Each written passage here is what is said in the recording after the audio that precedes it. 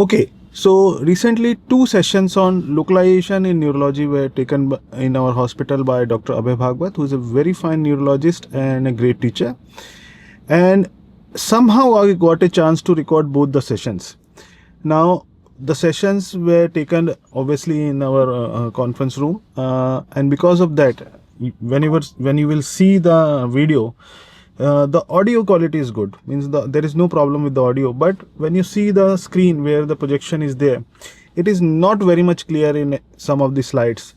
But if you listen to the content, listen to the talk which Dr. Bhagwat is saying, it is very, very important, because localization neurology is something which you need a detailed lecture, and you need to be in the lecture should be in a systematic way, and you need to go back, forward, then again go back and correlate like things. So what I want to tell you is, this is combining both the sessions become a long video on the channel, but listen to it.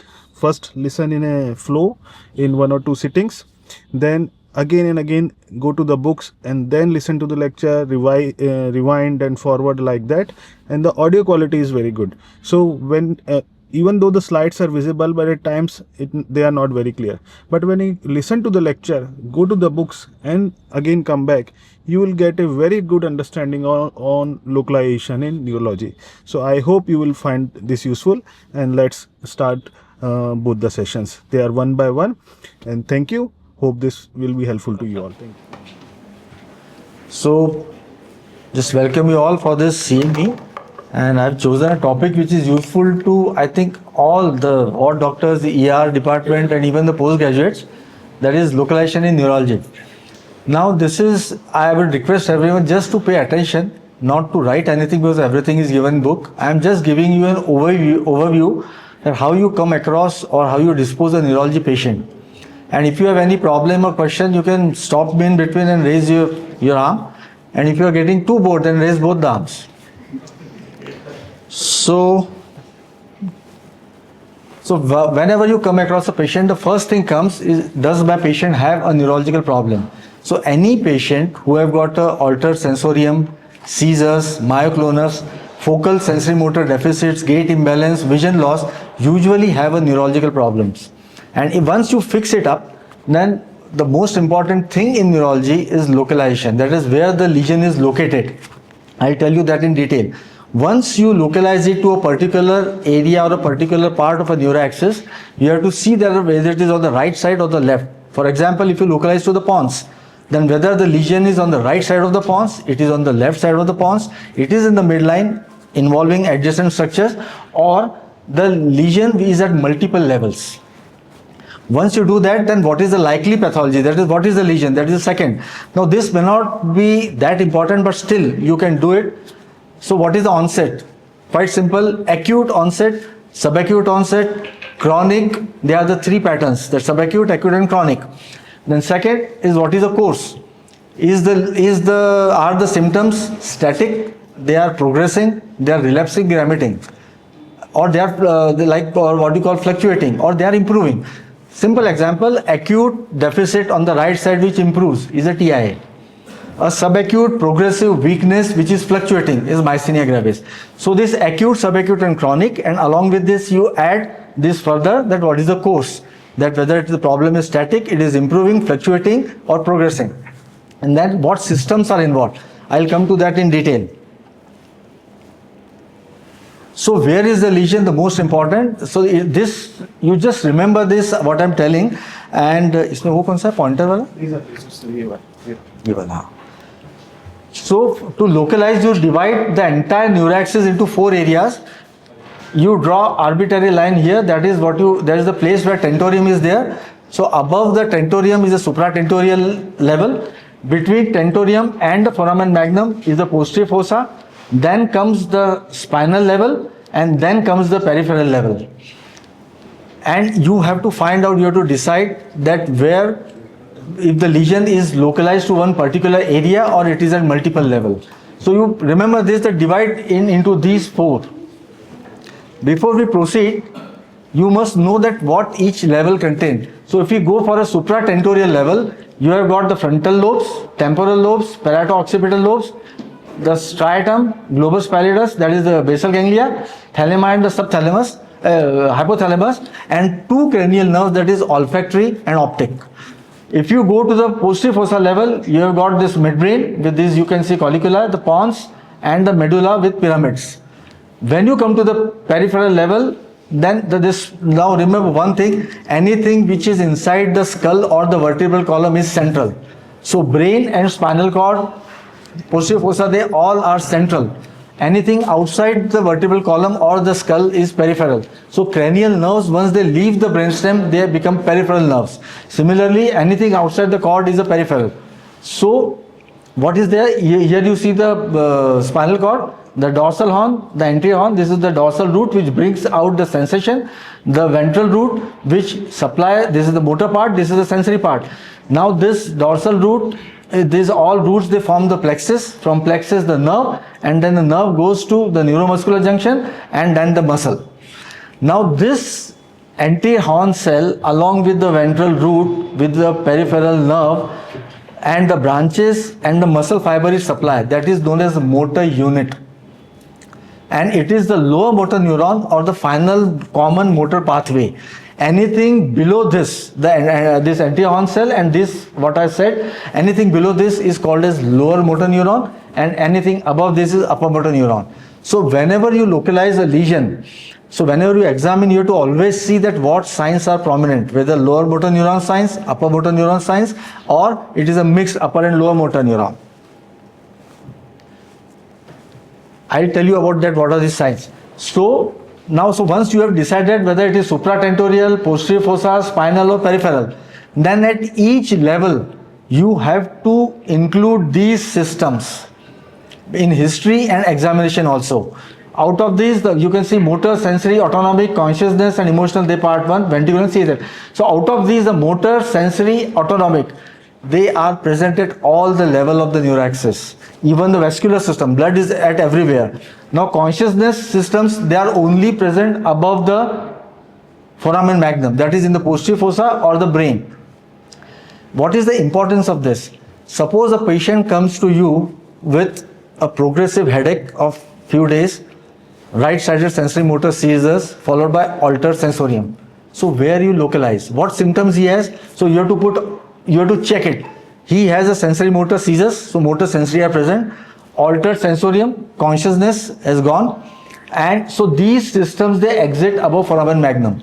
So he has a lesion either in the posterior fossa or in the supratentorial level. But then there is a key here, that seizures. So seizure is a feature of supratentorial.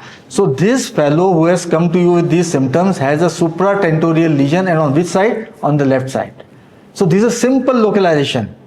Second thing, another case I'll tell you how it is important.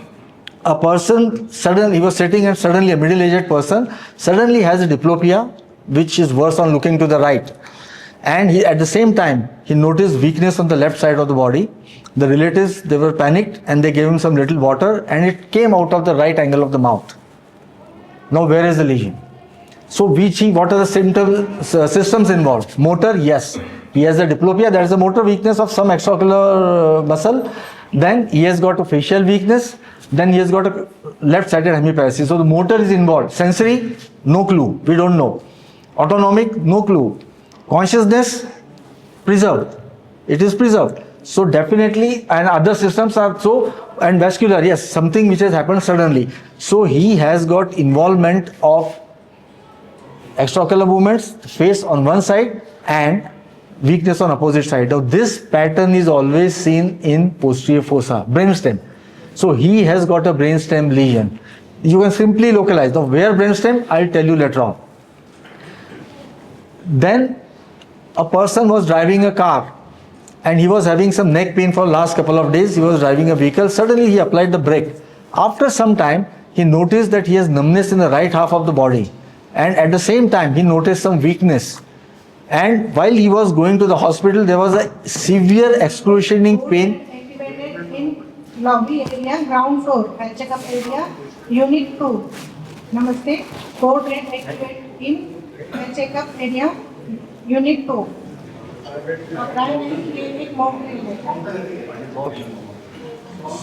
So So this fellow was driving a vehicle. Again, I'm repeating. He has sudden applied the brake. After some time, he noticed the numbness on the right side, the paresthesia on the right half, sparing the face. They were not on the face. And then he noticed weakness in the right side. And while he was going to the hospital, there was excruciating pain in the left lower limb. Now, where is the lesion? Again, put into that motor. Yes, there is a right-sided weakness. Sensory, yes, right-sided numbness or tingling, and left-sided excruciating pain. Autonomic, we don't know. Consciousness is fully conscious, and emotional, everything, there's everything, and it is occurs subacutely. Now, where you get this pattern, suppose you are confused and you say that this is supratentorial. Now, supratentorial has always contralateral. Now, what this man is having, he has some symptoms on the right and some symptoms on the left, and those are the cross sensory. So where you get this type of picture? Do you get in brainstem? No. Do you get in supratentorial level? No. Do you get these type of symptoms in peripheral level? No. So it is the spinal cord. And the syndrome we call is a Brown-Sequard syndrome. So simply from a history, if you apply this, you can diagnose these patients. So that is the importance of incorporating in your history and examination all these symptoms at each level so that you don't miss anything.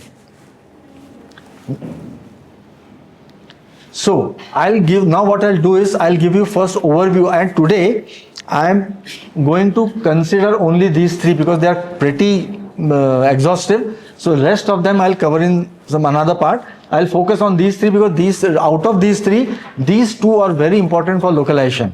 So I'll cover in detail the motor and the sensory part. So motor system overview. I'll just give you overview how the motor system works. Now whenever we say motor system, the only thing comes to our mind is corticospinal tract. Very true. 90% of it is the corticospinal tract. But always remember that before we execute a movement, there is some activity going on in the prefrontal region of the brain. Simple example, suppose I have to perform this movement to catch something. So before I execute it, my prefrontal lobe starts thinking, there is a motivation, there is a desire, there is a planning. So this activation starts, and once I decide that I have to perform this movement, the impulses go to the premotor area or the supplementary motor area.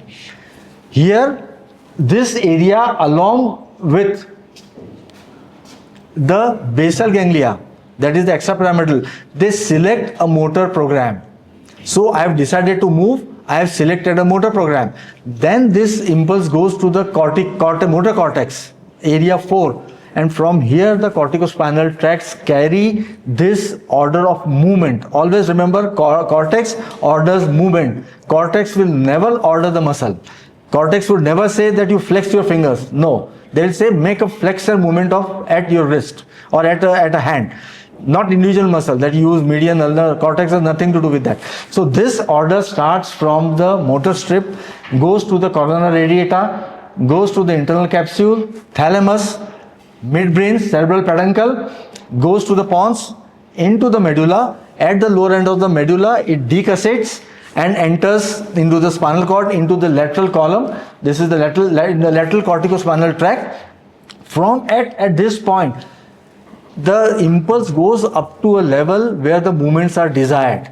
Now, for example, I am destined to perform this movement. The impulses would not cross C8T1 because this is C8T1. After that, impulse won't go. These impulses come here, and now starts the interplay of the interneurons. These interneurons, they along with the anti-horn cell, they decide that what muscles are to be executed. Now for this, the finger flexors, they are the agonist. But I cannot perform the finger flexion in this posture. I have to keep my wrist like this. So they are the supporting muscle, the synergist. And when I am performing this movement, my extensor should be all inhibited. So they are antagonists. So this all interplay is at the interneuron and anti-horn cell level. Once a group of muscles are decided, then the impulse travels the ventral route, the plexus, then the motor route, and supply this group of muscle fibers. So then the motor unit is activated. So this is the way how corticospinal tract functions. At the same time, when this corticospinal information is coming to the somatic, that is periphery, at the same time there are tracts, so there are motor fibers to the cranial motor nerve nuclei. And what are that? 3rd, 4th, 5th, 6th, 7th, 9th, 10th, 11th, 12th. So these corticobulbar fibers, they does not come into the spinal cord, but they end into the brainstem motor nuclei, in these nuclei on either side. And they actually are crossed, but this cranial nerve nuclei are bilateral supply. Always remember, there are some exceptions, I'll tell you, but usually your central part has a bilateral supply. So these corticobulbar fiber stops at this cranial motor nuclei, and the same function what corticospinal tract is doing at the periphery in the skeletal muscle level, the cranial motor nuclei are doing it at the cranial musculature level. Now, two things you will be reading here, I have just included in the motor overview. One is proprioceptive. Sometimes you may get a patient who says, my hand is not working properly. Whenever I put some hand in my pocket and I want to take out, I am not able to search objects. I miss, and I feel that my hand is not working. So apparently it looks like that he has a motor disturbance. But when you examine the motor system, it is absolutely normal, power is normal. But still his movements are clumsy, and that is what we call impaired dexterity, and that is proprioceptive. I'll tell you the sensory part in detail, but not this part, because this proprioceptive system is operating at subconscious level via dorsal and ventral spinocerebellar tracts. Whenever I perform these movements, the position of each finger, the position of hand, everything is conveyed to the cerebellum and then to the cortex by these two tracts. Suppose these tracts are at fault, then my power will be okay, but the movement will be clumsy. I won't be able to perform the movement properly. That was impaired dexterity. So this proprioceptive should be checked even if the person is telling that I am weak, because sometimes it may happen. And as I've told you, cerebellar system, it is your motor examination is incomplete without assessing the cerebellum, because cerebellum plays a very important role in motor learning, motor adjustment, fine motor tuning, and for the coordinated motor movements. But this is the pattern of the motor. And now upper motor versus lower motor. Once you know that the motor system works like this, you have to find out what are the upper motor and lower motor signs. Now weakness, lower motor neuron weakness depends on which area, what part, what structure is involved, whether it is anterior horn cell, it is a motor root, is it a motor nerve, or it is a neuromuscular junction. Where is the weakness? But LMN, when you say the neuromuscular junction muscle are not involved, it is only the motor anterior horn cell, motor root and motor nerve. So it is a weak, and it is weak in that pattern at the segmental level. Suppose the C5, 6, 7 segments are involved, you will get the lower motor type of weakness in these segments, while upper motor type weakness has a pattern. In face, it is the lower face which is involved. If you go to the upper limbs, the extensors are more involved than flexors. If you go to the lower limb, the hip flexors are more involved than hip flexors, and abductors are more involved than the counterparts. So that is the pattern of weakness you see in upper motor type. Wasting is seen in lower motor, not seen in upper motor. What you may see is disuse atrophy, but not wasting. Areflexia, because lower motor neuron is a arc for the reflex. So whenever there is any lesion at the lower motor type, there is a areflexia, but here there is a hyperreflexia. Now the deep tender jerks are exaggerated and superficial jerks are absent. Now these exams you are asked, anybody, you can tell any resident why it is so that in a corticospinal tract lesion, the deep tendon jerks go away, and deep tendon jerks are exaggerated and superficial go away. Why? So inhibition of CNS is lost in the UMN lesion. So the first reflex arc is exaggerated, and in LMN lesion that No, it's not LMN. It's UMN only. I am asking. The inhibition of CNS is lost, and the first reaction arc is exaggerated. Thus, in LMN, that connection efferent and efferent the connection is lost. So, no, there is nothing like connection. Suppose the lesion is in cortex, so there is no loss here. Now you are partly right and very good. So it is basically the corticospinal tracts have inhibitory effect on deep tendon jerks. Very correct. So whenever this inhibition goes away, reflexes are exaggerated. But at the same time, this corticospinal tract is initiating and modulating the superficial reflexes. So when there is a lesion, they go away. So abdominal, cremasteric, they are absent, but the deep tendon jerks are exaggerated. Very nice. So tone. In the element type, the tone goes down. Here there is a hypertonia, classic class knife pattern, that when you give a jerk, there is an initial resistance, then gives away. Fasciculations, which are seen in element type, the rippling movement of the muscle, which is not seen in the UMN lesions. So you must remember at every area you examine, particularly below foramen magnum, you should see, even in the cranial musculature, you should see for upper motor and lower motor signs. Simple example, when you see that there is a chronic atrophy of the tongue, LMN lesions, but in the pyramidal weakness, you would never see that tongue atrophied. So, disuse atrophy or wasting now कैसे? Disuse atrophy is a reduced muscle mass.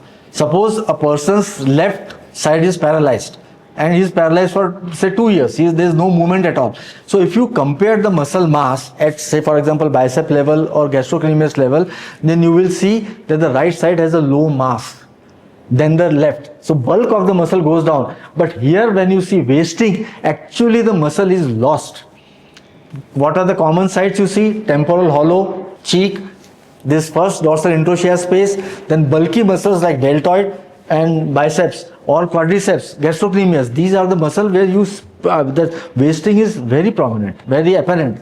So this is the difference between disuse atrophy and wasting. Sensory system overview. Clinically important for localization, there are two systems. One is what you call the dorsal column or the lemniscal pathway. Now remember that for both this, for the spinothalamic and dorsal column, you have got the peripheral receptors, spatial receptors, fine nerve endings, mechanoreceptors, thermoreceptors. Now they carry this through the sensory nerve, reaches synapse in the dorsal root ganglia, and from here take their further course. So starting from the dorsal column pathway, this after dorsal root ganglia, the first order neuron, they enter the dorsal horn and ascend up in the dorsal column of the spinal cord as fasciculus gracilis and cuneatus, reaches the brainstem medulla, decussate, and after decussation they are called as medial lemnisci, and they ascend up to the thalamus, and here they relay into the ventro-posterolateral nucleus of the thalamus, and that relays into the sensory cortex. So these pathways are responsible for proprioception, that is very fine touch, not the crude touch, then tactile localization, 2-point discrimination, vibration and position. So they all travel in this path. The second is for pain and temperature. So the same path up to the dorsal root ganglia, from here when they enter this dorsal, near the dorsal horn, they enter the tract of Lissor. This tract is going along the dorsolateral sulcus, and these fibers, they ascend 1 or 2 segments and then decussate at the spinal level and goes to the opposite side, occupy this position in the lateral column of the spinal cord, anterolateral, and that they ascend up as a spinothalamic tract. They go up to the thalamus, they relay into the ventro-posterolateral nucleus of the thalamus, and from here goes to the sensory cortex. There is one more pathway which is going, and that is the trigeminothalamic pathway, which is carrying sensation from the face. Now you all know the gastrin ganglia, which is the ganglia for the relay ganglia for the fifth nerve into the middle cranial fossa. Then from here, this common route, it enters the pons, mid pons, and from here it enters the spinal tract of the trigeminal nerve. Spinal tract and spinal nucleus of the trigeminal nerve. It is traveling entire along this length and going up to the cervical spinal cord, up to first few segment of the cervical spinal cord. So all the facial sensations, pain, temperature, from all the areas of the face, they are traveling in this pathway, and at the medullary level, the spinal nuclear and the trigeminal tract pathway cross to opposite side. They are somewhat close to midline. They ascend up, they relay into the ventro-posteromedial nuclei of the thalami, and from here they go up to the cortex, sensory cortex. So why it is important? Always remember, the spinothalamic pathway on this side is carrying sensation from the left half, and this trigeminal is carrying sensation, although it crosses here, but it has importance when there is a lesion in brainstem. I'm not talking of the above lesions. So just remember this, that there is one more pathway. So these are the 3 sensory pathways. Now you have to remember them just so that that help you in localization. Autonomic system. Now, before I tell you this, remember that autonomic system is not important, very important for localization. But I am taking it little bit detail. You must know all these things, and why I am saying this, I will tell you at the end. What is the beauty of this symptom? In fact, this is the system which even your AI cannot beat. It is so specific, so precise, and so multidimensional. Number one, beauty is operates subconsciously. At this point of time, what is happening in my body, my heart is pounding, my BP is up, stress, everything is taken care of, and nobody, I'm talking to you, nobody can imagine that what is happening in my body. So before being noticed by the person himself, this system is operating 24/7. It operates at all level of the neuraxis. He has the 3 arms, the sympathetic, the parasympathetic, and the enteric. I am not going to talk of enteric. It is sympathetic and parasympathetic which is important for us. Then it has a stimulatory and inhibitory effect depending on the internal. This is very important. This system collects the information from inside the body. I tell you how they work, and as well as outside the body. And then they just see what is the need of the human body. And accordingly, they activate either the parasympathetic arm or the sympathetic arm. So sympathetic system is for fight, flight or fright. That is emergency, exercise or emotion. So whenever your body demands is like that, the autonomic system will activate the sympathetic, while the parasympathetic system is for rest and digest. You are totally relaxing, so sympathetic is at halt and your parasympathetic system is working. Now see that these important that always our ancestors used to say that while you are eating, don't read, don't watch movie, don't watch anything. In those days there was neither telephone, mobile or TV. So they used to just eat, and after that used to relax. Now see the lifestyle today, that while most of us, while having our meals, we are either watching the mobile, TV, talking on phone, stressed. So ideally when we are having our meal, our parasympathetic system should have been activated, but no. We have overruled it and we are activating our sympathetic because we are too emotional, say, or we are excited. So this is the difference. So this is how it operates. We are not aware that what is happening, but it does happen. And the 2 arms, that is sympathetic and parasympathetic, it operates through 2 ganglia system, and they have an opposite effect on the target organs. I'll tell you how. So just remember this. It is not very important because I tell you this system is not very important localization, but you must know how it operates. See the beauty of its operation. At the supratentorial level, there is a called as viscerosensory area, that is the area called as insular cortex. I think Prerna will remember many times I tell her that whenever we have a lesion around insular cortex, be aware of the tachyarrhythmias. You remember I have told you, or Ankur also I have said. So these are the viscerosensory, that is they have sensory inputs from all the viscera along with pain and temperature. And the right side is supposed to control the sympathetic and left side is supposed to control the parasympathetic. The second two, another thing, the amygdala in the temporal and the cingulate gyrus. So they are basically concerned with the emotional aspect of the autonomic response. You all must be aware that every autonomic response has an emotional intonant attached to it. So this emotional content of the response is decided by amygdala and anterior cingulate gyrus, and particularly fear complex. Say for example, if there is a nausea inside and you are bloating feeling, so that generates a fear. You are retching and you are not putting out anything, so this generates a fear. So this all is done by amygdala. So these two are the emotional aspect of the autonomic system, and the most important is the paraventricular and the parareticular nuclei of the hypothalamus.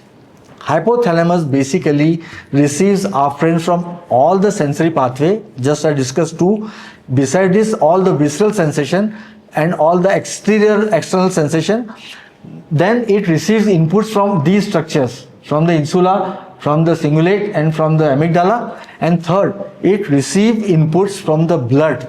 There is a chemical in the form of hormones or various chemical, and then this hypothalamus integrates all this information and it plans a response which is appropriate to our body and for that appropriate situation in the surrounding. Whether you require a sympathetic arm, you require a parasympathetic arm, or you require an enteric arm. So this is the way this autonomic system works, and it maintains the internal homeostasis. Thermoregulation, osmoregulation, sleep-wake cycle, circadian rhythm, sexual behavior, appetite, satiety, they all are under the control of this autonomic system. If you come to the brainstem level, there are also very, very important autonomic center. One is the periaqueductal gray, which is responsible for control of respiration, for pain modulation. Then I'll talk of most important, that is this nucleus of the solitary tract. All the visceral sensations from anywhere in the body. Now when I say viscera means all the visceral organs, the smooth muscle, whether it is a vascular smooth muscle or whether it is a organal smooth muscle, glands, they all visceral sensation come to this nucleus of solitary tract in the medulla, and from here it goes to the parabronchial and then ascend to this higher centers.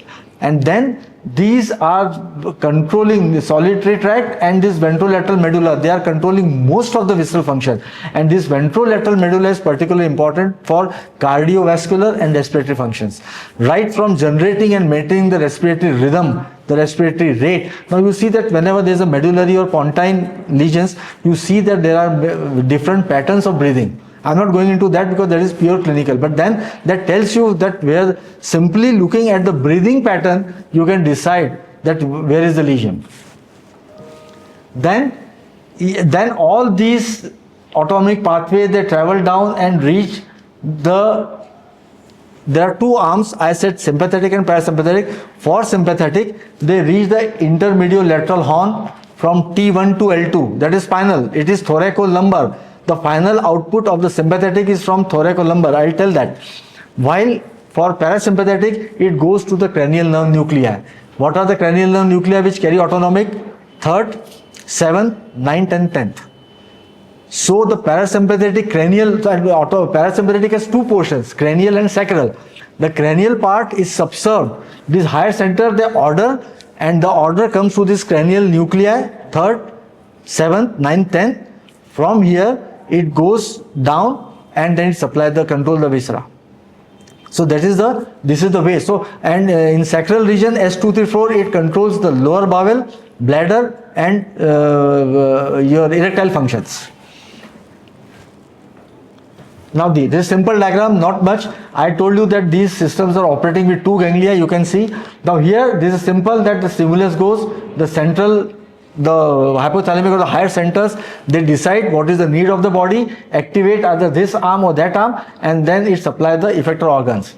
Now here again you see that this is craniosacral, this is the parasympathetic, this is the cranial nuclei, these are the sacral nuclei. Now here you see the preganglionic fibers are too long because these ganglia are situated close to the viscera. And here both at preganglionic and postganglionic, the neurotransmitter is acetylcholine. Here you see that all these pathways that come, the pathways for the sympathetic, they come down up to the level of thoracic, and from here it leaves through the ventral root, the gray rami, and enters this chain of ganglia. It is known as paravertebral sympathetic chain, which runs from T1 to L2. They synapse here, and from here the postganglionic neuron, they supply the effector organ. So this is the way. And now what is this? There are some fibers which do not synapse in the ganglia, this paravertebral ganglia, but they go and synapse the prevertebral ganglia, that is celiac, superior mesenteric, inferior mesenteric. So they are the part of enteric system. I am not going to discuss here. Now, so I think I have given you an overview of autonomic, then sensory and motor, right? So now I'll come to this diagram again. So now what we are going to do is this, I'll take one by one system and incorporate at each level, that how this what you should be there in your history, what should be there in your examination, what point you should look for, so that you can precisely say that after my history of my patient or after examination, I can precisely say that the lesion is supratentorial or in the posterior fossa or spinal level.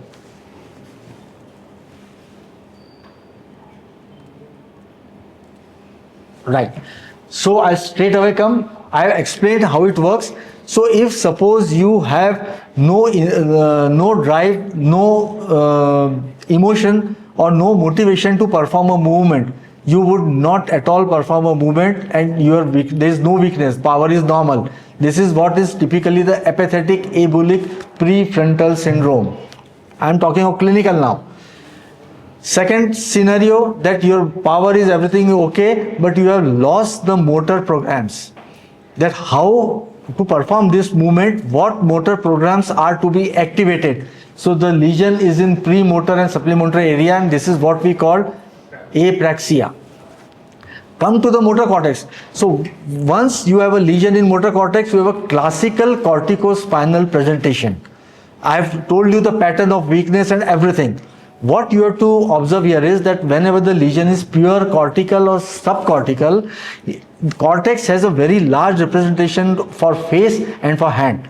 So whenever there is a pure cortical lesion, pure cortical means motor cortex. So here there is a severe weakness of the hand and face. Lower limbs are relatively spared.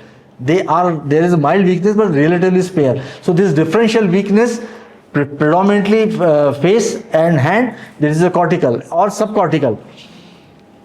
Coronary aorta, the fibers are now coming closer. You can see the fibers are coming closer. It is quite white strip. When the fiber come closer, the weakness worsen, but the pattern remains the same. Hand and face are more involved than the legs. Internal capsule. Now internal capsule is a very packed and a dense structure. Now here are pathways are coming and going. So if you see, it has an anterior limb and it has a posterior limb. Now in the posterior limb, all the sensory motor pathways are jam packed. So whenever there is an internal capsular lesion, you have got a very dense hemiplegia involving the lower face, hand and arm. So from here to here, the severity of the hemiplegia has worsened. Along with that, you can see this orangish yellowish fiber. These are basically the frontopontocerebellar pathways which are present in both the limbs. So you, along with the weakness, you may get ataxia also in internal capsular lesion. So ataxic hemiparesis, one of the localization is internal capsule, and another localization is the parietal subcortical, where you can get this ataxia also. Then going to the thalamus. Thalamus is a relay station for sensory, motor and cerebellar pathway.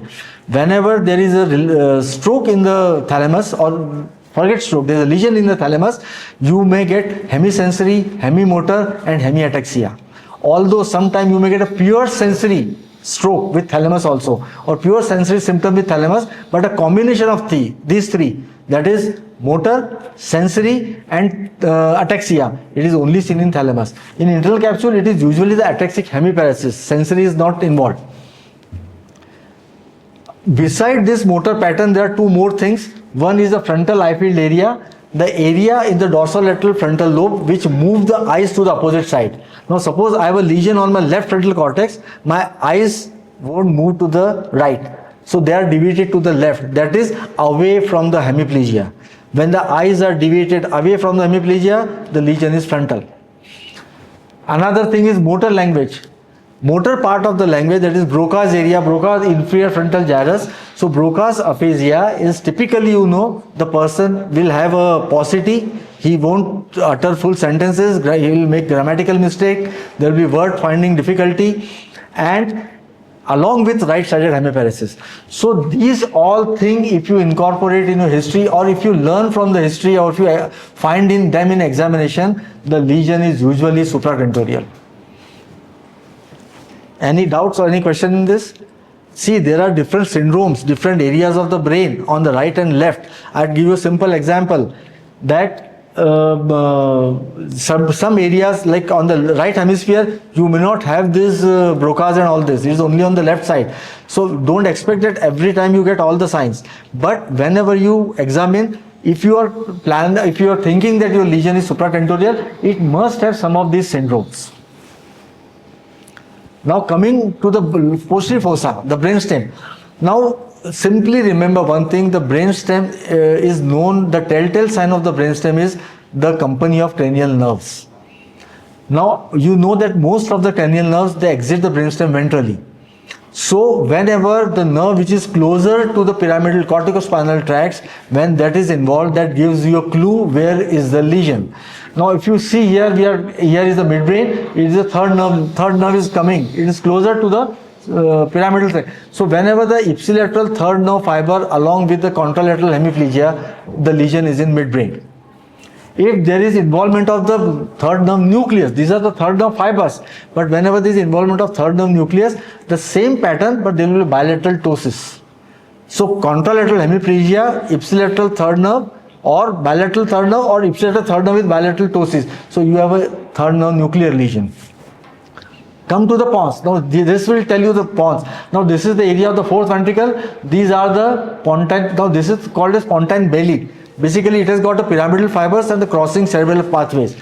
So when you see this, now these are pyramids. So whenever there is a corticospinal tract with a sixth nerve involvement, it is a pontine lesion. Ipsilateral sixth, contralateral hemiplegia, right?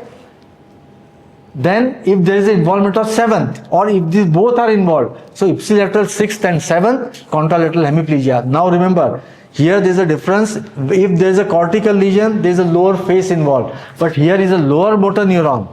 So this is complete facial paralysis. So ipsilateral facial paralysis, ipsilateral sixth nerve paralysis, and contralateral hemiplegia. Now you go still back. Suppose if you go to this structure, this is a structure in the pons called as PPRF, parapontine reticular formation. So when pyramidal pathways are involved with this, there is a gaze palsy. There is a difference between sixth nerve palsy and there is a difference between the gaze palsy. Whenever there is a sixth nerve involved, the right lateral rectus is weak. But whenever this PPRF is involved, the right gaze goes away. Suppose there is a lesion on the right side, these structures are gone. So it is the PPRF, so the eyes are not able to deviate it to right side because the gaze center is gone. So the eyes deviate to the left. So where eyes are deviating? Towards the side of hemiplegia. So when the eye deviates away from the side of hemiplegia, it is a frontal lobe lesion. When the eye deviates towards the side of hemiplegia, it is a pontine lesion. If you go still back, this is a MLF involvement. You may get upbeat nystagmus. Now, these are the cranial nerves, 6 and 7. Most of the pontine syndrome are with 6 and 7. But pons has got this belly where there are a lot of deconcentrating fibers and pyramidal fibers. So you get pure motor syndromes with pons. The one is right pure motor hemiparesis, ataxic hemiparesis. So this is the third or fourth locus for ataxic hemiparesis. Then you may get one syndrome you must have heard of is the locked-in syndrome. Usually we get the infarction of the basis pontis. Now what is involved here? This area is totally goes away, sparing or involving the seventh nerve. So bilateral weakness means quadriplegia, bilateral gaze paralysis, bilateral facial paralysis. So how these patients communicate? Vertical eye movements. The only thing left in them is vertical eye movements. So this is a locked-in state. So these all syndromes are seen with pons. Coming to the medulla, then one nerve which is close to the pyramidal is 12th. So ipsilateral 12th and contralateral hemiplegia. The lesion is in medulla. If you go little back, there is involvement of the medial lemniscus. So ipsilateral 12th, contralateral hemiplegia and contralateral proprioceptive. This is the medial medullary syndrome. You commonly see is what is lateral medullary syndrome, where there is no weakness because the pyramidal pathways are here, antereventral, and most of these are dorsolateral. So what you see in the lateral medullary syndrome are mainly the sensory and the autonomic or ataxic thing. But what you see, and if suppose this both entire medulla goes away, then there is a combination of lateral and medial medullary. So this is so basically to tell you that whenever there is a lesion in the brainstem, there is a ipsilateral cranial nerve and contralateral motor signs. That is, you have to accept this, and you have to find out whether it is upper motor or lower motor. That you have to find out. Spinal level. So now we come to supratentorial. We have seen Posterior fossa we have seen, come to the spinal level. Now forget this diagram, only remember that this is the corticospinal tract. Now, whenever there is a lesion in the spinal cord, the syndrome is sensory motor in most of the cases. There are very few isolated motor spinal cord syndromes. One and all the three are usually the variants of motor neuron disease. The one where only anterior horn cell involved, spinal muscular atrophy. This is the classic LMN sign. You all know that this is LMN. So classic LMN signs all over. Anterolateral cord syndrome, that is again a variant of motor neuron disease, amyotrophic lateral sclerosis. Now this is quite easy to offer given in exam. If in a patient at particular level you find a combination of upper motor and lower motor signs, like his hand is totally wasted but reflexes are brisk, it is ALS. So this is anterolateral cord syndrome. And the third is bilateral corticospinal tract involvement in primary lateral sclerosis. One more condition I have seen in this particular category, that is a paraneoplastic corticospinal degeneration. So these are the four pure motor syndromes which you may come across in spinal cord. Rest of the cord syndromes are usually sensory motor. Now look at this. Anterior spinal artery syndrome. Here everything below the lesion goes away. Patient is quadriplegic. Suppose it is in upper part, it is quadriplegic. Suppose it is in the dorsal region, it is paraplegic. Along with bilateral loss of spinothalamic, what is preserved is the posterior column. So, but it is again a syndrome with sensory motor, not pure motor. Then the next is your subacute combined degeneration, posterior lateral cord syndrome, the B12 deficiency, copper, vitamin E, HIV. So here there is involvement of the corticospinal tracts and the posterior column. Then you come across these two syndromes, the complete transaction of the cord. Below the transaction, everything goes. Patient is quadriplegic, no sensation, atonic bladder. And initial stages you may not get spasticity and the patient is in spinal shock. Now this is the one which I have discussed the case, that he was sitting and he has suddenly the compression at the cord, the person was driving and he has a ipsilateral numbness and weakness and severe excruciating pain in left leg. So what has happened here? The ipsilateral numbness is because of the dorsal column, ipsilateral weakness is because of the corticospinal tract, but the contralateral funicular pain is because of, or the tract pain is because of the spinothalamic involvement. So spinothalamic is already crossed. I have told you that it crosses the level. So the sacral fibers, they lie outside. So whenever there is a compressive lesion from here, there is a spinothalamic on the opposite side and posterior column, and these on the ipsilateral side. So this is a Brown-Sequard syndrome. Motor system at peripheral level. Now we have come up to the spinal, now the peripheral level. How you define it? So spinal, up to spinal we have come. Now this root, motor root, I am talking of this motor root. Now remember that this one root supply multiple muscles, or a muscle get contribution from multiple roots, you can say. But there are certain muscle which are known as segmental pointer muscle. These are segment. What does it mean? It means that if this particular muscle is profoundly weak, a particular root is certainly involved. That is the meaning. So C3-4 diaphragm, C5 deltoid, C6 brachioradialis, no, they are not given C8. C8 is the finger, this terminal phalanx, the finger flexus. T1 is abductor digiti minimi. Again, they are not given L1-2, that is iliopsoas, the hip flexor. L3-4 is the quadriceps. L4 is the tibialis anterior, the dorsiflexor of the foot. L5 is extensor hallucis longus, the extensor of the great toe. And S1 is the gastrocnemius, that is the plantar flexor. Now these segmental pointer muscles and a muscle supplied by the root, or the group of muscles supplied by root, we call this as myotome. So these are the, you can say, the roots and their segmental pointer muscle. So, but it doesn't mean that you should examine only these muscles. You have to examine all the muscles supplied by root and specifically see that how profoundly weak these muscles are. Then from the root you go to the plexus.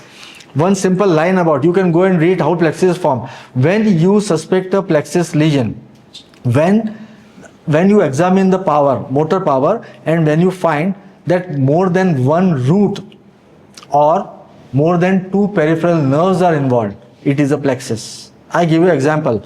If suppose on examination you find there is a weakness of deltoid, There is a weakness of biceps. There is a weakness of brachioradialis. Right? Deltoid, biceps and brachioradialis. Now deltoid supplied by C5, you have seen, and the nerve, axillary nerve. Biceps, again contribution from C5, nerve, musculocutaneous nerve. Brachioradialis, contribution from C6 and nerve, radial nerve. So more than one root and more than two nerves, they are involved. You are dealing with a plexus lesion. So you work on that and you examine like that and see the sensory part. That I'll come in sensory. Now you come to the nerve. Now always remember that a peripheral nerve is a mixed nerve. It has got sensory, motor and autonomic, all the three. If you review the literature, now they divide into that this is a pure motor neuropathy, this is a sensory motor, this is something like. Now always remember, even in those neuropathies where there are no sensory signs, but there are some sensory symptoms, like GBS, they start with tingling, they start with low backache. CIDP may also have the same. Brainstem or other autoimmune or rheumatic neuropathy, they have some sensory symptom, they may not have sight. Even the hereditary neuropathies, they have predominantly motor presentation but have some sensory symptom. And the reason for this, if someone asks you that why GBS is a motor neuropathy, then the nerve is mixed. It has all the three pathways, sensory, motor and autonomic. In my practice, I have seen only few cases which are pure motor, and one of them is known as multifocal motor neuropathy with conduction block, where there are absolutely no sensory symptom. Absolutely no sensory symptom. And another is, I think this is the only one which I found is pure. One more pure, it is multifocal axonal motor neuropathy.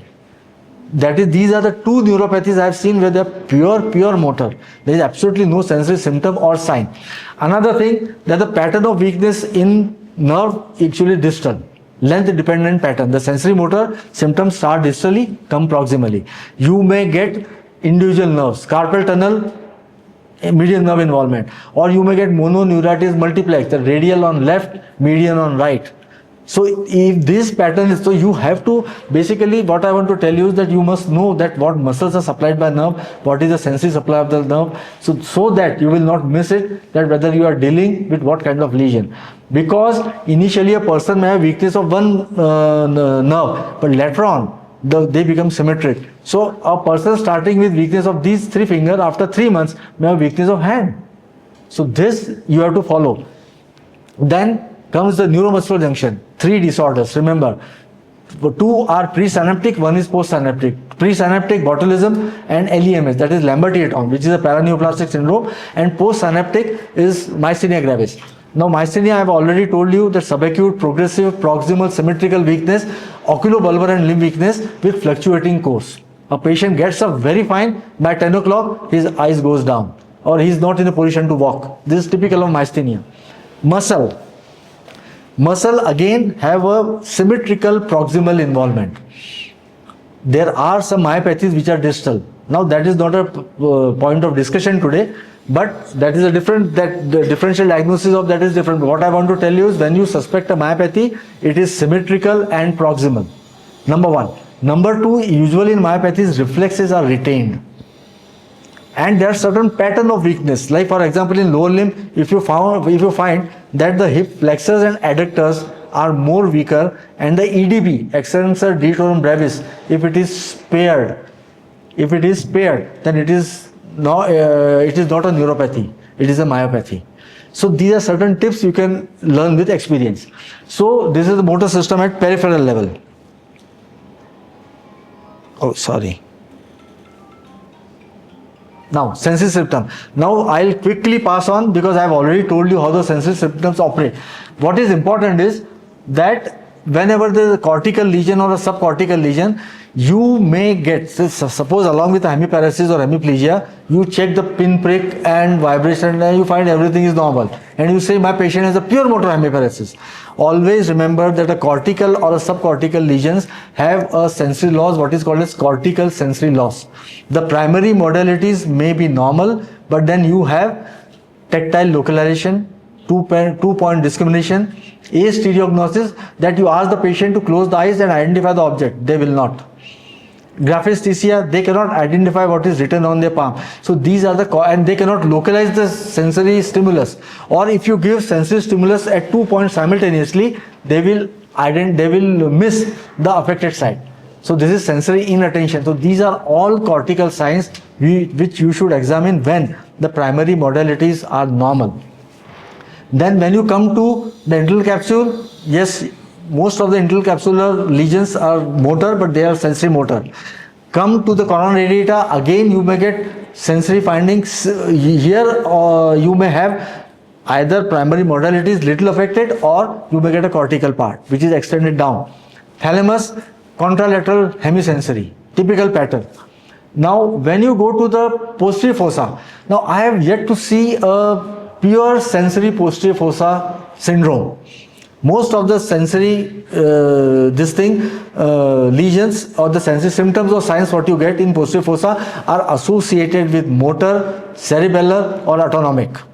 Isolated pure sensory, but what you have to remember when you localize on the basis of sensory pathway, when you localize to the posterior fossa, ipsilateral face and contralateral body. It is nothing but a posterior fossa. Then you see that which cranial nerves are involved. For example, with this pattern, the one which I gave you in the case, that ipsilateral 6th and 7th, contralateral hemiplegia, it is pons, 6th and 7th. So third cranial nerve, third, fourth, mainly third, forget fourth, third, midbrain, 5th, 6th, 7th, or that is 6th, 7th, most of the syndromes, pons, and 9th to 12th is at medulla, and 8th nerve, whenever you get some central hearing deficits, it is a pontomedullary junction.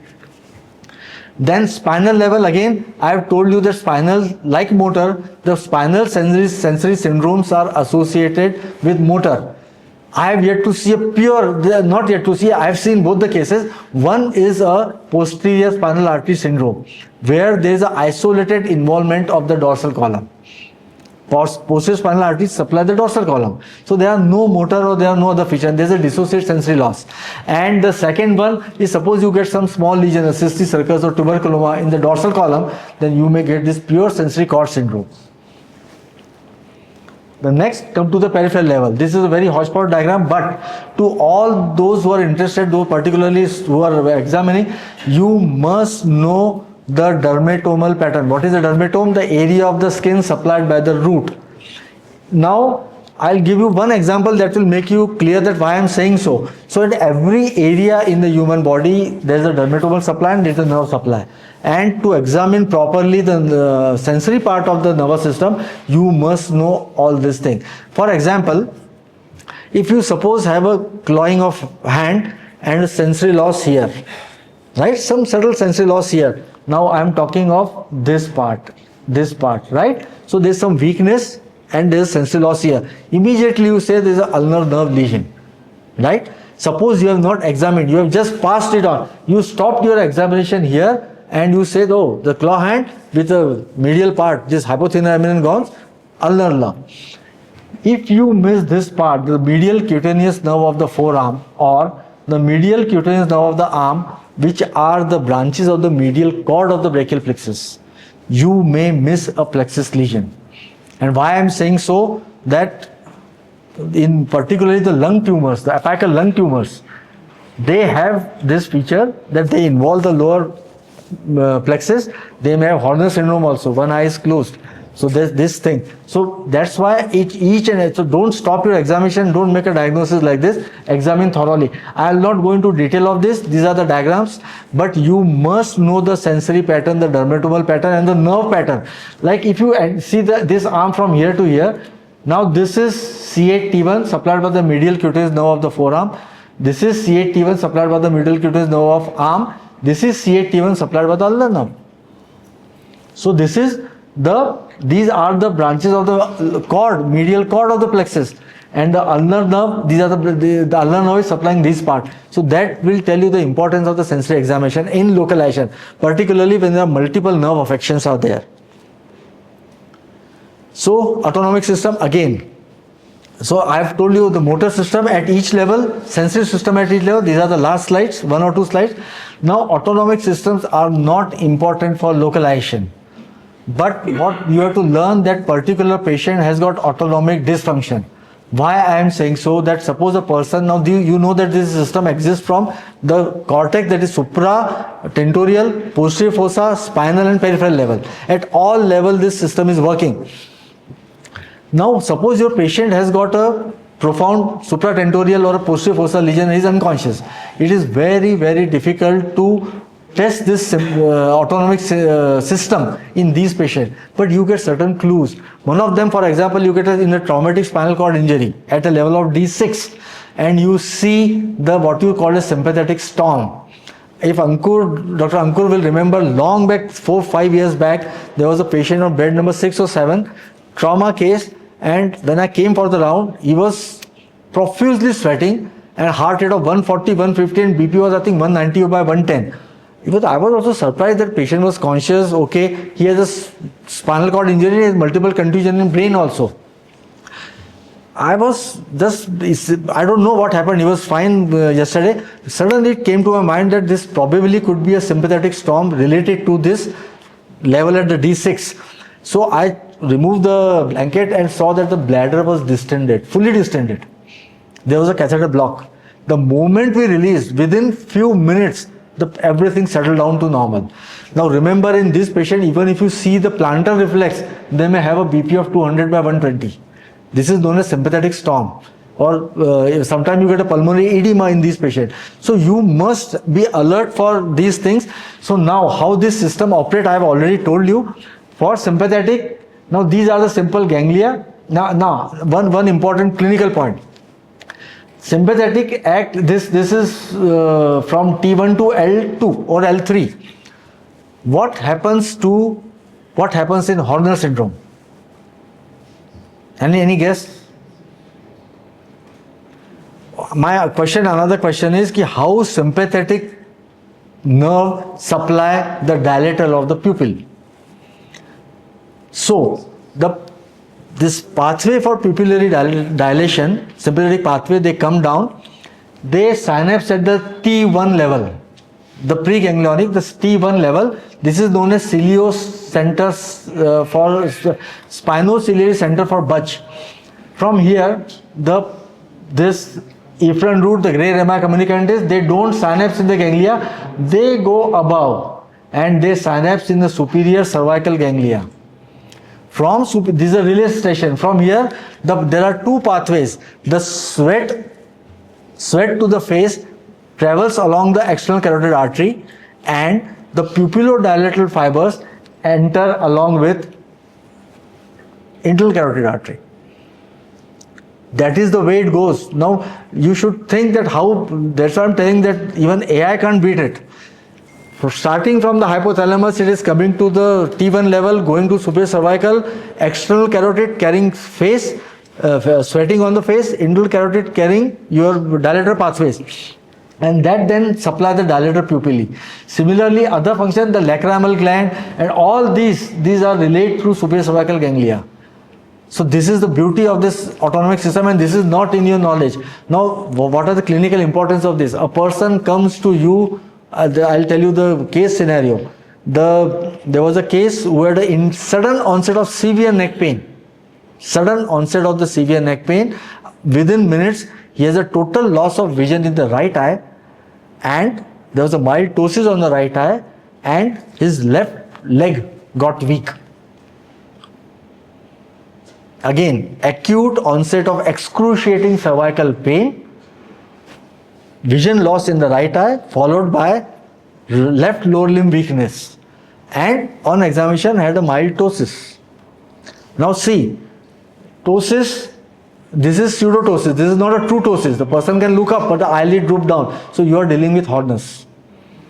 And there was an internal carotid dissection. The diagnosis of internal carotid dissection was made after looking the Horner syndrome.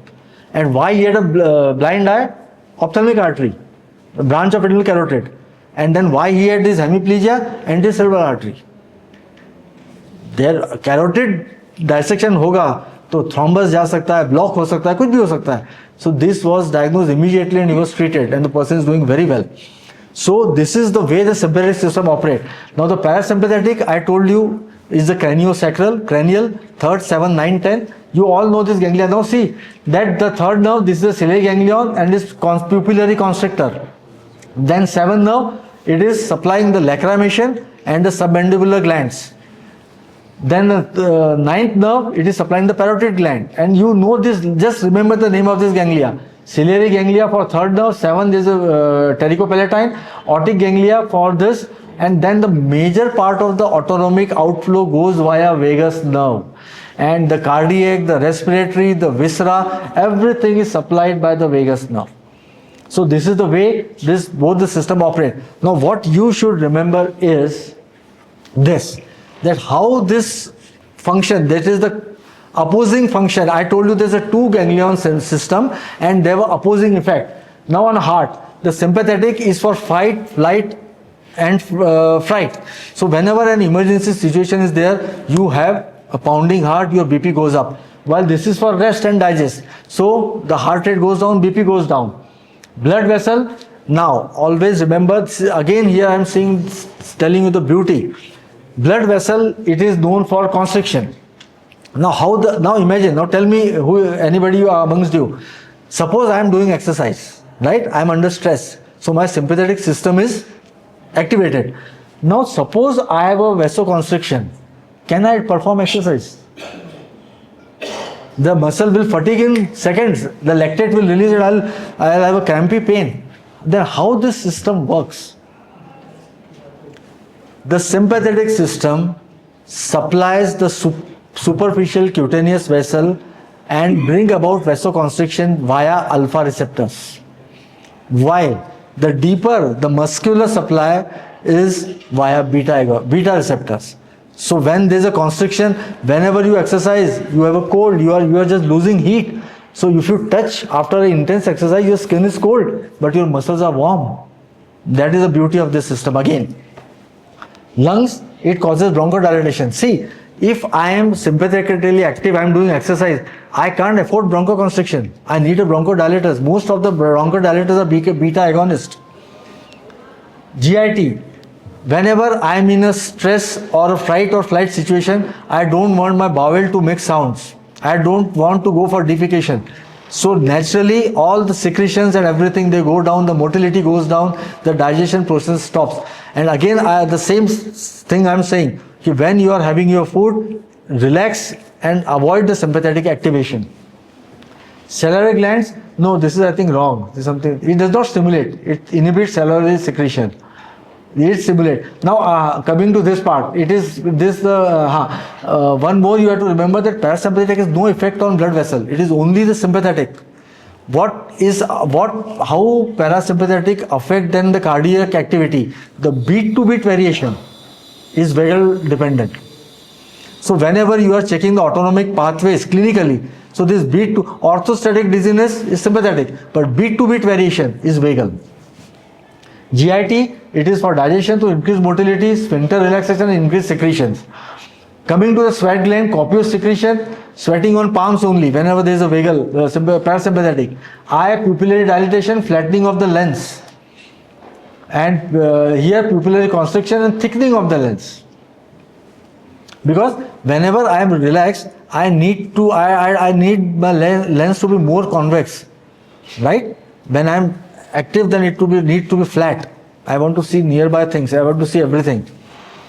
Urinary bladder, sympathetic leads to relaxation of bladder wall and sphincter contraction. So whenever there is a hyper excitation, you have an external sphincter which is contracted and there is a bladder wall is relaxed. But whenever there is a parasympathetic stimulation, you have a contraction of bladder wall and the sphincter relaxes. That's why you urinate, because of that.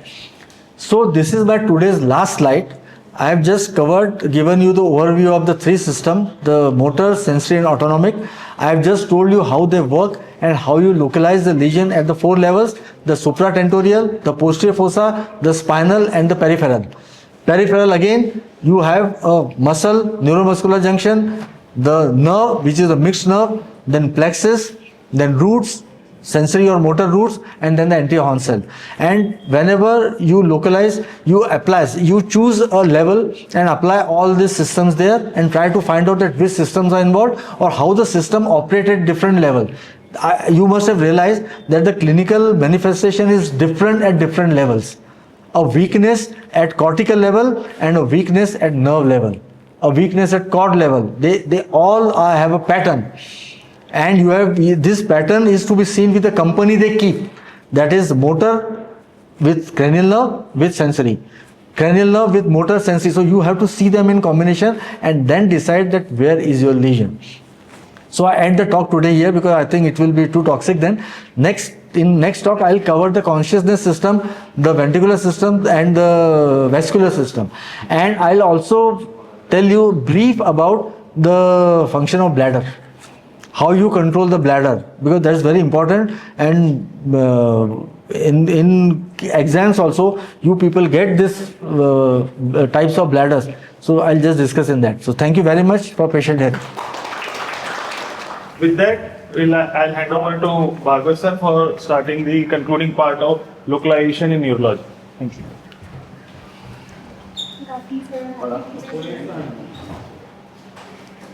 So good afternoon. Today I'll begin with the consciousness and emotional system. And so today we have to cover three systems, basically vascular, the CSF and ventricular, and the consciousness system.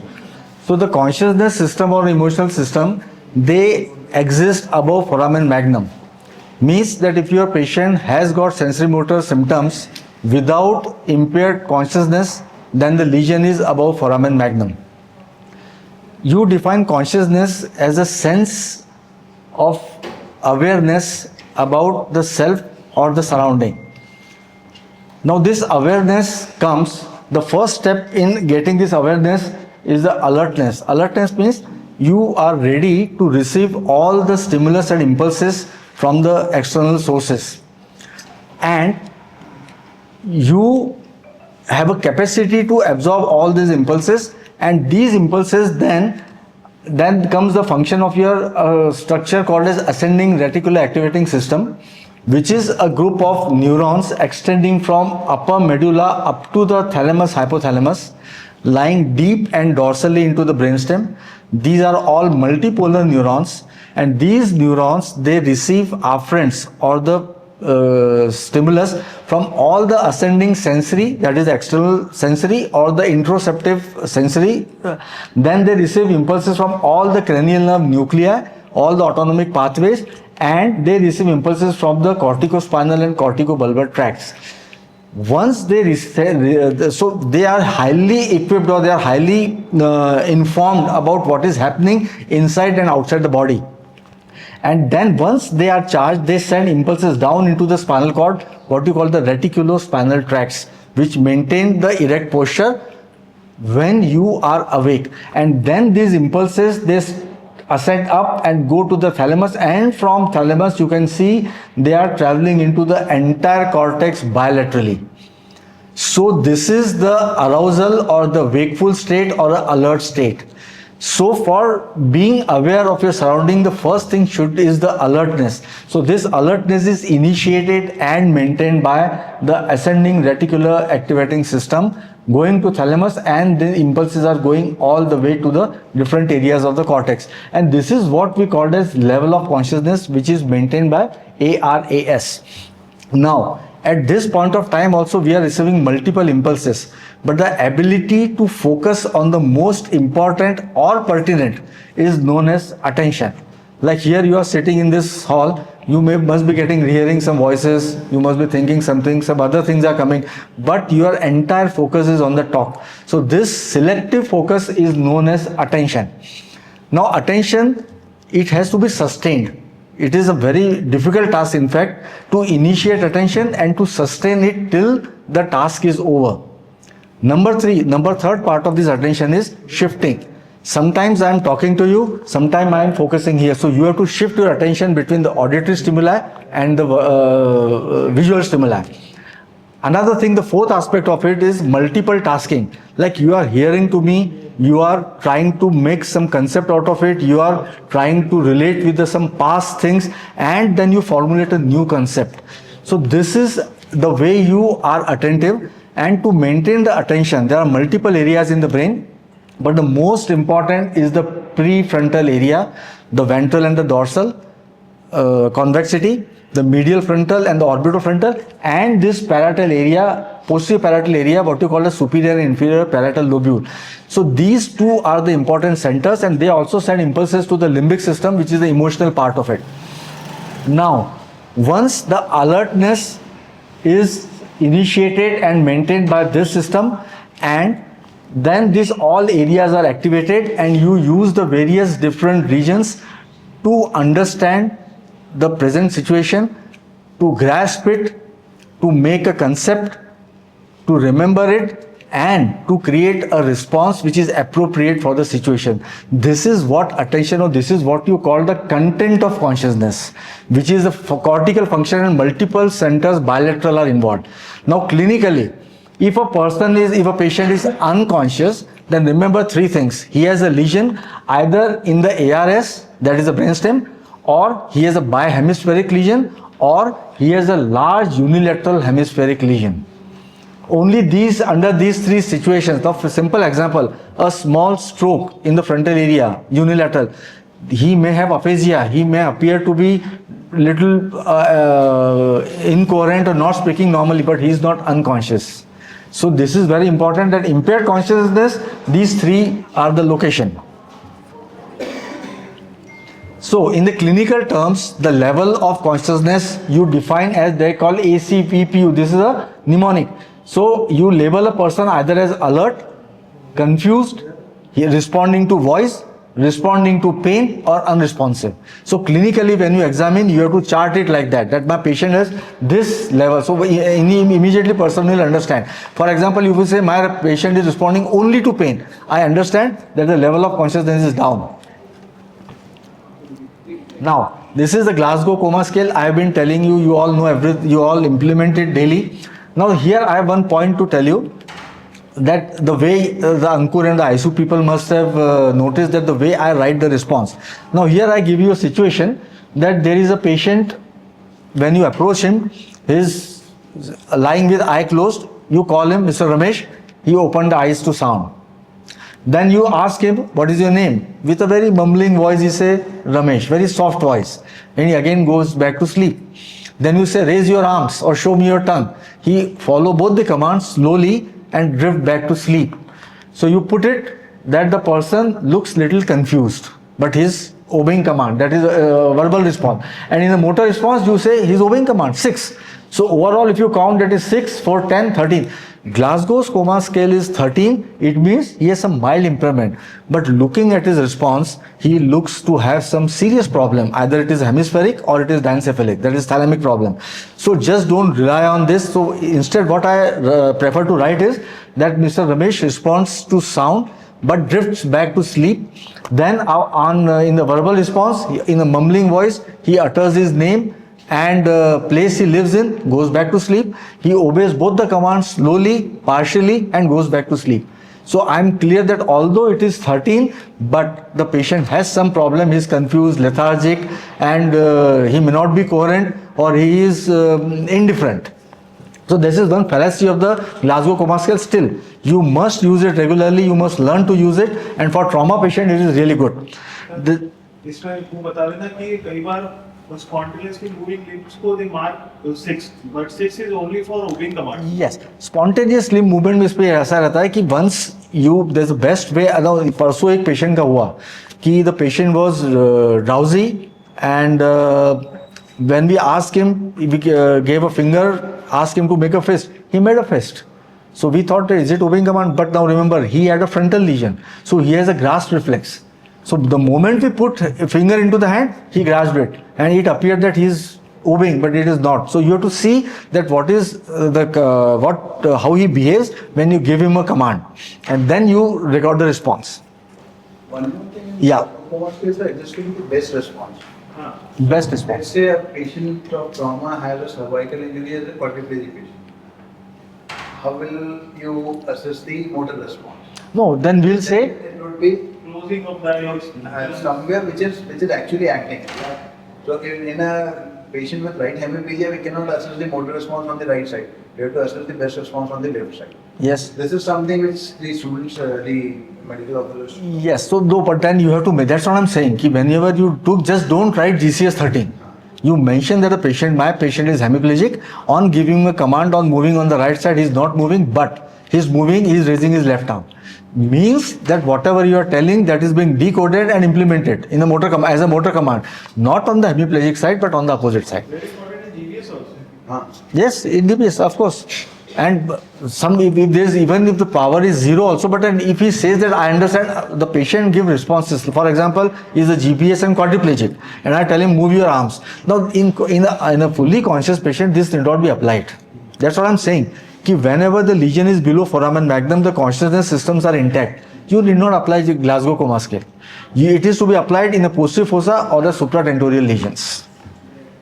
There is another scale. This is a 4 score. That is a full full outline of unresponsiveness. Here they have removed the verbal response. One interesting thing they have taken in eye response is eye tracking.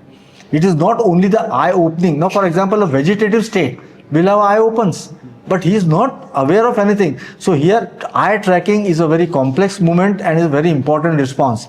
And if a person is tracking eyes, it means the level of consciousness is almost good. So he said that eyelids open and tracking or blinking to command. Usually you see we give threat like this. So there's a blink to threat or tracking command. So that is included in that. Rest are almost same. Eyelids open but not tracking. Closed, open to loud voice, to pain, nil. Motor response are almost same. Here they have taken that instead of asking for commands like raise your arm, you make them ask to make fist or a peace sign, something like that. So this is little more complex than simply taking out the tongue, because taking out the tongue or raising an arm is a very overlearned response. And even a person who is a bit drowsy and little down may also perform this simple command. So this, for example, make a peace sign. This is not that simple. So he has to look, follow, and then obey the command. Then they have a brainstem reflexes. They have taken 2 reflexes, the corneal and the pupillary. So here both are intact. Here you see one pupil is dilated and corneal reflex is present. In the B2, either this or this is absent. In this, both are absent, and here corneal, your pupillary and cuff, all are absent. So this is the brainstem, and here they have taken respiration into account. It also is an important thing. So in R4, R3 and R2, the patient is not intubated. But here you see the regular respiration, here there is a chain stroke, here again you see that in the 2 is a irregular breathing pattern. Here the patient is on ventilator and breathing at ventilatory rate, and here it is breathing below ventilatory, that is dependent on the ventilator. So this is another important score. If you have some confusion, you can apply 4 score also. Now, this is one of the most important slide everyone should pay attention to. This is the localization for an unconscious patient, whether you are in the casualty, in ICU or anywhere.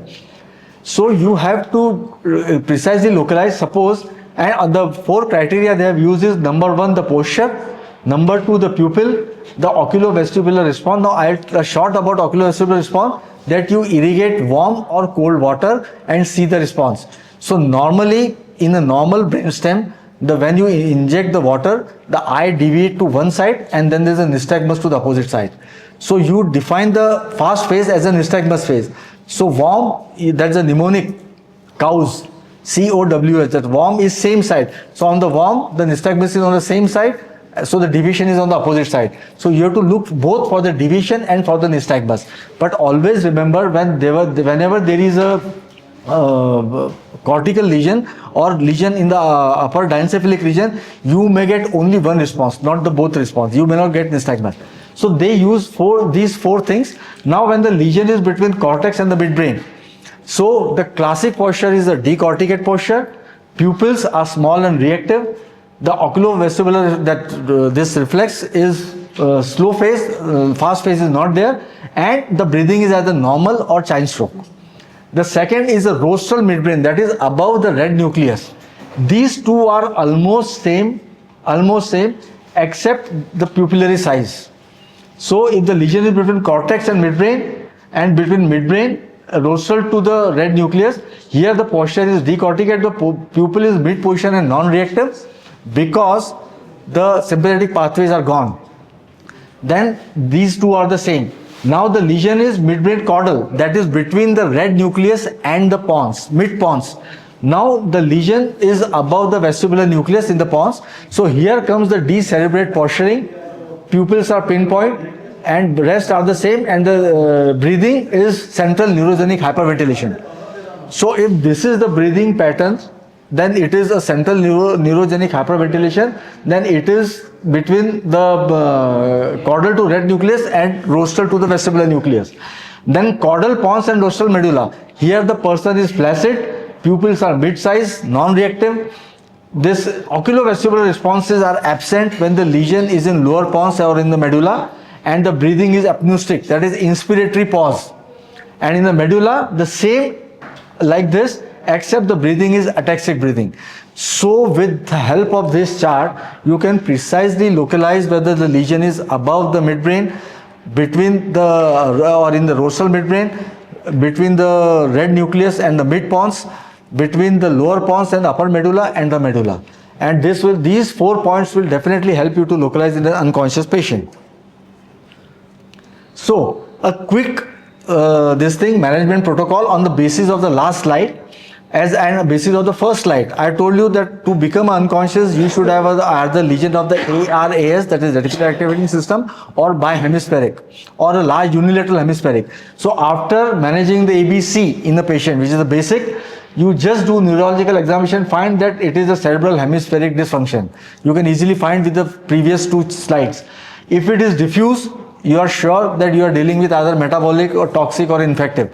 If it is focal, then you have to go for MRI or CT, whichever is available, and SOS LP, and then you go for a medical or surgical management. If you localize the lesion to brainstem, again you have to see that it is an intrinsic lesion of the brainstem, which could be a stroke, hemorrhage, SOL, or even infection or metabolic toxic, or the brainstem is compressed because of some herniation syndrome. I'll talk about this syndrome later on. So if you are suspecting a herniation syndrome, you have to go for the imaging and surgical or medical treatment, and here again you have to go for the medical treatment. You may even think of lumbar puncture here. Now, this is the overall management for an unconscious patient in a casualty. If you receive this patient in casualty, again manage the ABC. Now the basic parameters, remember that the oxygen saturation should be above 90 and MAP should be above 70. Pulse, there may be tachycardia, but it should be regular, and then you do a quick neurological examination and localize either unilateral hemispheric, bihemispheric, brainstem lesion, depending on the neurological signs. And meanwhile, you check, by the time one person is doing the examination, one person should check the sugar, see the saturation. If the sugar is hypoglycemia, treat him, but even if there is no history of alcohol intake or not, you give him thiamine. And if you are suspecting some opioid poisoning or respiratory depression, then you can think of naloxone. Then once you localize the lesion, then the previous slide protocol, that whether it is unilateral, it is bilateral, or it is brainstem, and then you do it. And the basic lab you should send, and then depending on the level of the consciousness, you can either shift the patient to ICU. So this is a basic protocol for everyone who is attending an unconscious patient in the emergency room. So I have finished with the consciousness system. I have given you the basic that how you handle these patients. Now the next I come to the vascular system. Now here we have the arterial and the venous. Now this I will not discuss in detail, all of you know, but everyone should know this diagram, and you should know the circle of Willis. Now these are the 2 carotids. This is the anterocerebral, this is the MCA, this is the posterior communicating. So this forms a circle of Willis and a rich anastomotic circle. Now I have seen patients where both the carotids are blocked, totally blocked, and entire anterior circulation is provided by this. Literally that patient comes walking.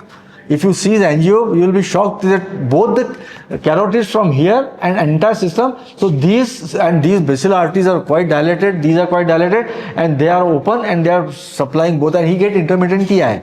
They are what you call steal phenomena. So you should know all this, and this I will discuss in detail in later.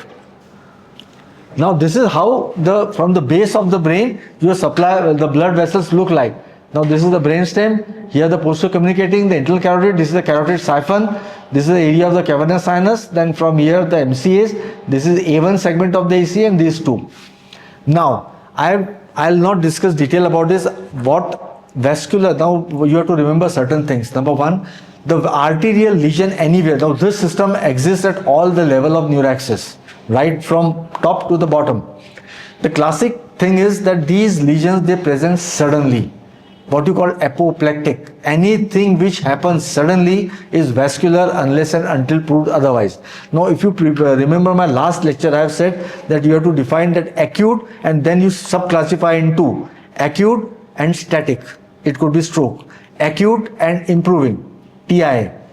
Acute and worsening, something very serious, either a recurrent source of embolus, or acute and fluctuating, that is some static obstruction, that sometime he get a TI, he worse, he get TI, he improve. So this is, so with the simple this algorithm, that acute onset, acute with these 4 categories, you can describe very well a stroke. All of you know that fast, that act fast diagram, that face, speech and hand drift. So that is the basic to detect a stroke. Now we are thrombolizing. I want to ask. Yeah. Okay, I tell you a story. Pranay's mother-in-law, suddenly she was taking tea and cup plate fell down. So we took here, thought it must be stroke because it happened suddenly. Slurring of. And then we came here, we did MRI. It was meningioma. And she has no symptoms. No previous symptoms. Recent कोई bleed हुआ था कुछ meningioma में? Nothing. But it happened suddenly. And did that weakness improved? Yeah, she has been operated. After surgery. So maybe that these vessels which are trapped. I thought it is a stroke problem. No, it could be that meningioma per se, if at all leads to meningioma, would lead to sudden weakness only when there is a hemorrhage in the meningioma. That is the only condition, because otherwise suddenly it won't improve. Sometimes it may happen that the meningioma is just a finding and she has a natural stroke which has led to this, and maybe that there is a natural course of improvement. Had there been no meningioma, no surgery, she would have improved otherwise also. So we really don't know. My diagnosis was faciobrachial involvement. Maybe, possible. So that is the thing. But acute but it is static. Acute and static. So it looks like a stroke. Meningioma should not present like this. It should not, unless there is a bleed in meningioma. It's very unlikely. Does not explain. Very true. My diagnosis was stroke. Yes. Faciobrachial And how was the angiogram? Angiogram was normal?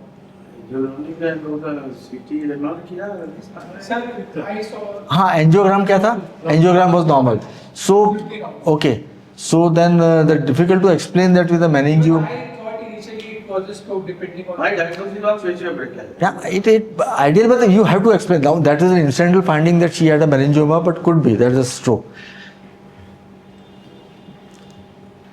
So this you have to. So I was telling about this vascular this thing. So we have to divide these vascular diseases into 2 categories. One are the ischemic strokes and other are hemorrhagic strokes. Now 85% are the ischemic, only 50% are the hemorrhagic. In the hemorrhages, you have either the intraparenchymal lesion or a subarachnoid hemorrhage, or you have a subdural extradural hematomas. I'll just pass off these different things, just tell you what you have to look in these patients. Particularly, I am giving you some detailed thing about the ischemic stroke, because we are thrombolizing patients regularly at Apollo Indore. Now, worldwide, you can thrombolize a patient of acute stroke on the basis of CT scan. The absolute contraindication for thrombolysis are intracerebral hemorrhage, number 1. Number 2, recent major surgery, either cardiac or brain surgery in last 3 months, a bleeding diathesis like hemophilia or Christmas disease, for example, or a very large infarct where there is a risk of bleed is high. Now, in these 4 other than these 4 categories, you can safely thrombolize a patient on the basis of CT. But you should always recognize the early signs of stroke on a CT scan. Now, these signs you should never forget. The first is the hyperdense MCA sign. Here is a clot in the entire MCA. This is a sign of stroke. A person presenting with unilateral left-sided sudden weakness shows this sign, you are dealing with a stroke, thrombolize. the extension of this sign, that this entire MCA is good, but the distal part of MCA is thrombosed. Here you get what you call the dot sign. This is also an indication for you can thrombolize. You must have heard of insulin ribbon. Now this is how a normal insulin ribbon looks like whenever there is an early stroke, and if you do CT, you see here there is a loss of insulin ribbon. This is an early sign of stroke. The next one, the gray-white differentiation at the level of basal ganglia. You see here the caudate and the putamen. Here you are not seeing anything. So the loss of gray-white differentiation is again a sign of acute ischemia. Here, whenever there is a ischemia, there is a gyral swelling. The moment the gyri swell, the sulci they disappear. That is known as sulcal effacement. Now, if you see this, you can see the sulci very clearly. Here you see they are all effaced because there is a swelling, cytotoxic edema. And then here is a small infarct, which is a small density on a CT scan. So in all these categories you can thrombolize, and they are the early stroke presentation on a CT scan. So you should not forget.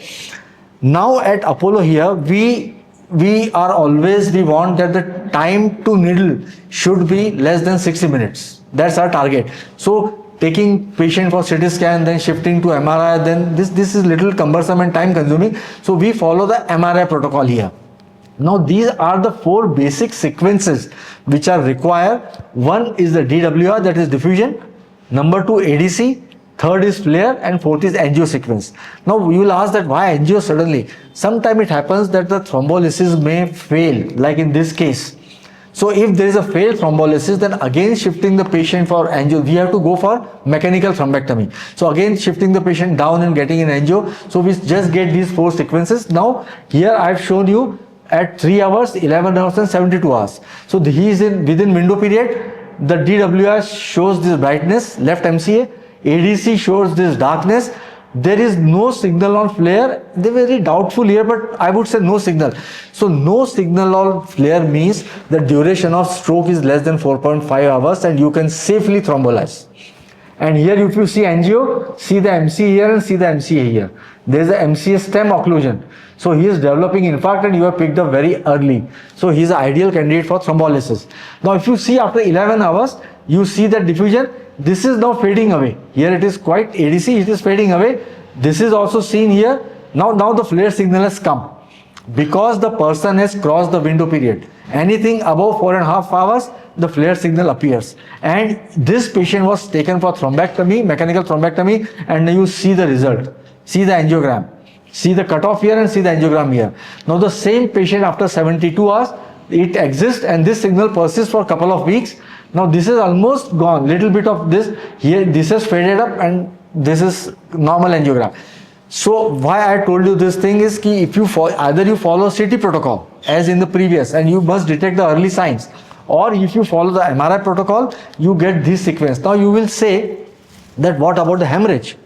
Now remember that for hemorrhage we also ask for a special sequence called as GRE or SWI, susceptibility weighted images.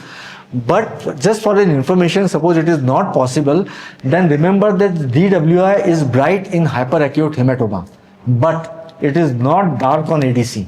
This is one difference. In acute ischemic stroke, it is bright on DWI and dark here, but in hyperacute hemorrhage, it is bright here and bright here also, because of the not restricted diffusion, because of edema, so vasogenic edema. So this is one difference. So if you don't do GRE, ideally we do GRE however here, but even if you don't do, on these 4 sequences, basis of 4 sequences, you can safely thrombolize your patient. What we are telling about acute and hyperacute? No, about DWI. No, I am telling that at our center we are doing GRE or SWI. So that is very sensitive, more sensitive than CT for picking up hemorrhage. Suppose if you don't do that sequence, suppose it is not done, then a hyperacute bleed will appear bright here and bright here also. Unlike stroke, ischemic stroke, which is dark here. So that is one difference always. Or if you have a doubt, simply get a CT scan. Now, I have taken these pictures just to show you the various arterial territorial infarcts. Now, you have seen, Dr. Vipash, you have seen the recent one, just one, the MRI we did. Now, this is the classic ACA territory infarcts. Now this is anterior cingulate gyrus, corpus callosum. This is the entire territory supplied by anterior cerebral artery, and in this patient you get a classic contralateral lower limb monoplegia, because this is the, and if this suppose extend little bit on the lateral side, there may be some weakness, like here in this MRI diffusion sequence you may expect some weakness in the contralateral upper limb also. Otherwise ACA infarcts present with lower limb monoplegia. So this is all are the MRI diffusion weighted of ACA, anterior cerebral artery infarct, large vessel. These are for MCAs. If you go, then this is all, this is the insular perisylvian region. These are all perisylvian infarcts. Here you can see the basal ganglia and the insula. Here again the insula. So these are all this thing, your MC infarct. Now on the basis of this, this for all the PGs basically, that there is a aspect score on the CT scan. This aspect score prognosticate, or is an it is not a main criteria, but you should learn that what is likely going to be likely outcome after thrombolysis. So those who want to learn can read aspect score. So they divide the area on the CT scan on the basis of these this thing, diffusion scans. So these are MC infarcts. Then you come the posterior circulation. This is pica and ICA both. Here it is a PCA, medial temporal. This is pontine, and this is a non-contrast CT scan which is showing a hyperdense basilar artery. So that is suggesting a thrombus in the basilar artery. Suppose a patient, unconscious patient comes to you and with a CT scan, somebody get a CT scan outside.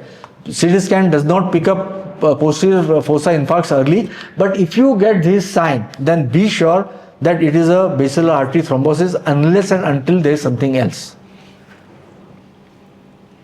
Now a word about the intracerebral hemorrhage. Now these commonest cause of intracerebral hemorrhage is hypertension, age and smoking. I am talking of hypertension. These are the 4 sites for hypertensive hemorrhage. One is the basal ganglia, the putamen, thalamus, pons and the cerebellum. So if you see, all the hypertensive bleeds are in these 4 areas. So a person who is hypertensive and comes to you with this CT scan, just be sure that this is a hypertensive bleed. Now any bleed outside this area is known as a lobar hemorrhage. And whenever you get, now here you see, this is not a site for hypertensive bleed. This is also not the site. So temporal, frontal, parietal, this is parietal, high parietal. So these are all lobar bleeds. And whenever you see a patient of lobar bleed, there are 4 or 5 differential diagnoses. One, in the elderly patient, think of amyloid angiopathy. Number 2, think of a cerebral venous sinus thrombosis with venous infarcts. Number 3, a primary cerebral tumor or a metastasis with bleed inside or a AV malformation. So a lobar bleed has these 4 or 5 differential diagnoses, and every patient of lobar bleed should undergo a CT angio or a DSA. MR angio is not a very good investigation unless you do MR angio with contrast. But CT angio or a DSA is the investigation of choice. Now, coming to the second part is the venous system. So arterial I have tried to cover most of it. The venous part, now you all know that the arteries, I have told you similarly the venous system. So here there is a superior venous system and a deeper venous system, and then there are deeper cerebral veins and superficial draining veins. So this is a superior parietal sinus, inferior parietal sinus, and then there is a deep cerebral vein or the internal cerebral vein which forms the vein of Galen, and these two, they unite to form the straight sinus.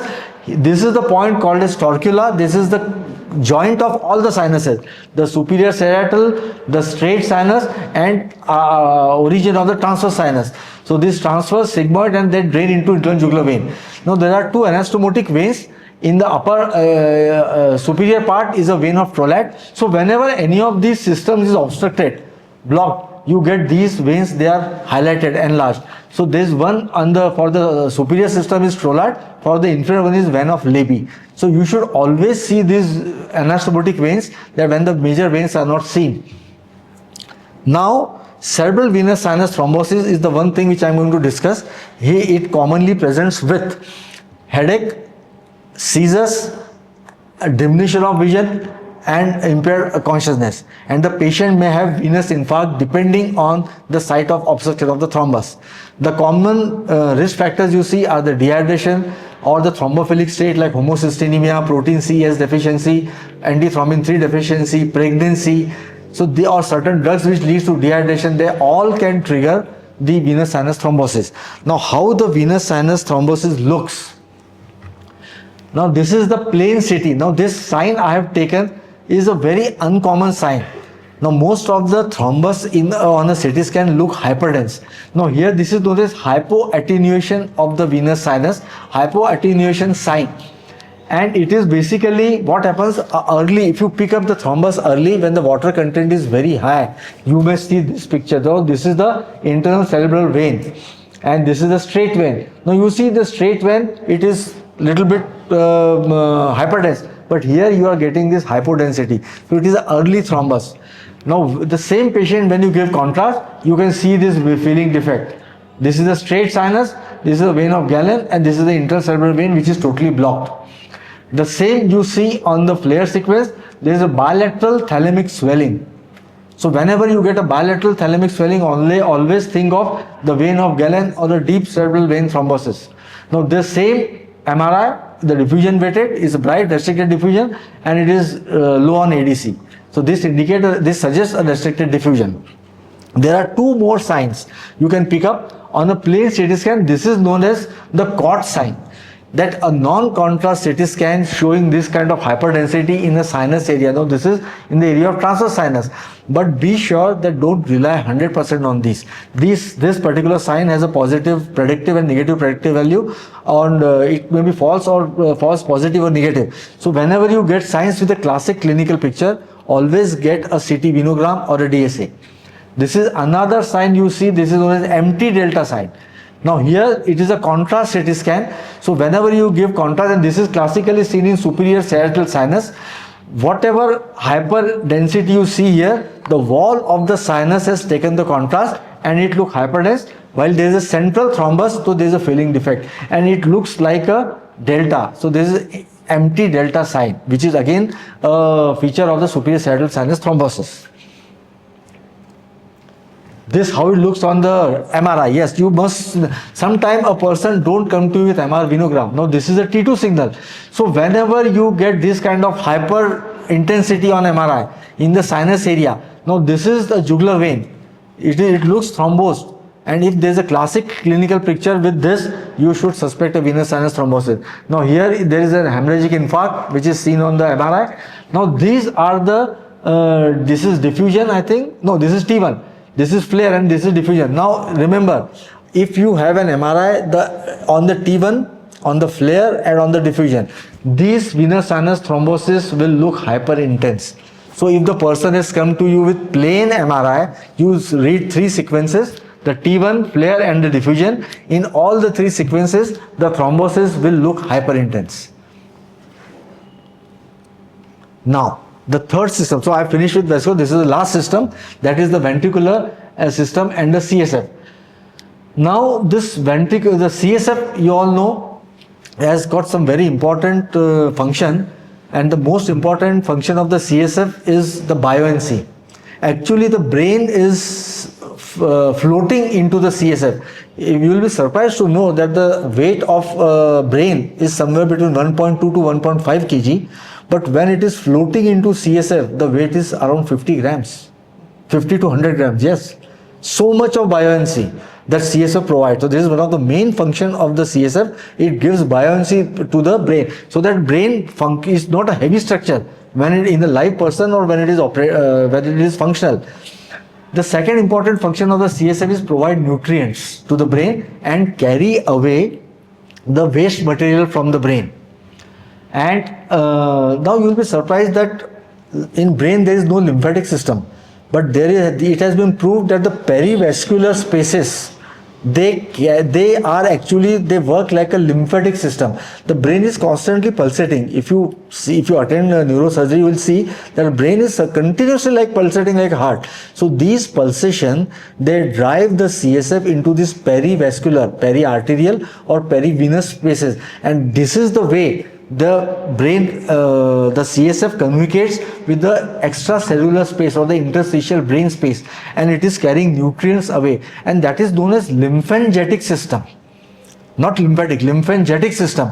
And I was just reading an article, very interesting, that this system is maximally operating in late night hours, that from 12 to 5. Now see the importance of it.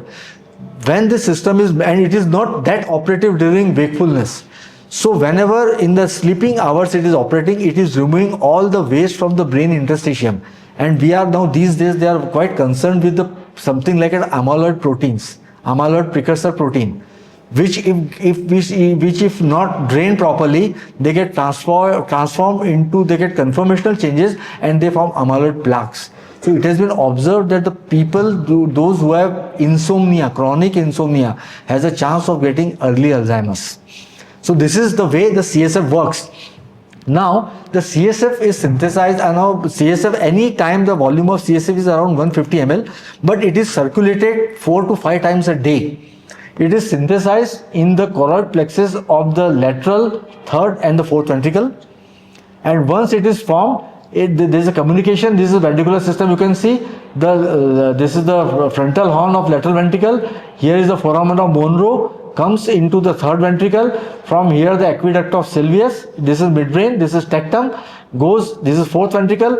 From fourth ventricle there are two foramina, the two lateral foramina of Luschka. They take the CSF again to the surface of the brain, and one foramina of Magendie, which take the CSF down up to the S2 level, S2 sacral level.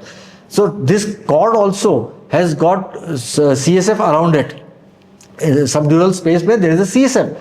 Now this dura or meninges are not present beyond sensory ganglia, dorsal root ganglia.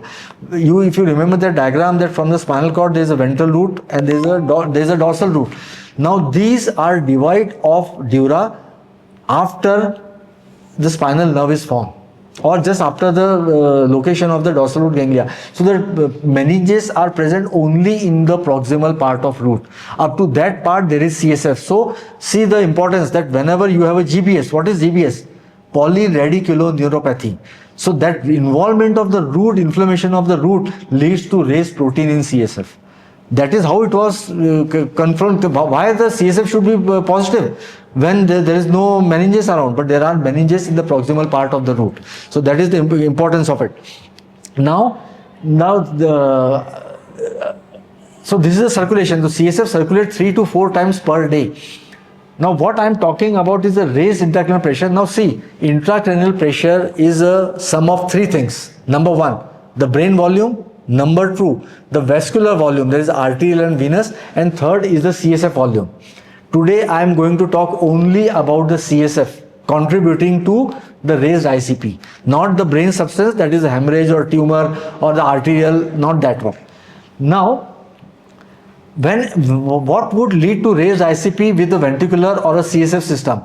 If there is an excessive formation of CSF, the classic example, pseudotumor cerebri, benign intracranial hypertension, when there is excessive CSF formation. Number 2, impaired absorption. Now how this is absorbed? One, you can see, one I told you the lymphangetic system, from there it is driven away, and the most important is the arachnoid granulation. These are the granulation you see at the venous sinuses, the dural reflections there, and here is this CSF which is absorbed, and it goes back into the venous system. So if there is a blockade here, now suppose there is a blockade here, then you may get a high CSF pressure. Then the raised ICP due to CSF system is also seen when there is a blockade to the flow of CSF. Suppose if there is a blockade here, I'll show you in the next slide. Suppose if there is a blockade here, or suppose if there is a blockade here.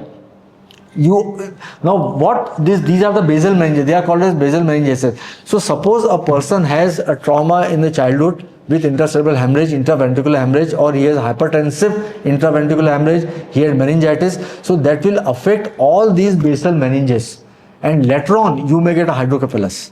So 3 mechanisms: increase formation, decrease absorption, or outlet obstruction. Now I'll show you one by one how these work. So this is the hydrocephalus. So whenever the ventricular volume increases because of any of the three mechanisms I just told you, it is known as hydrocephalus.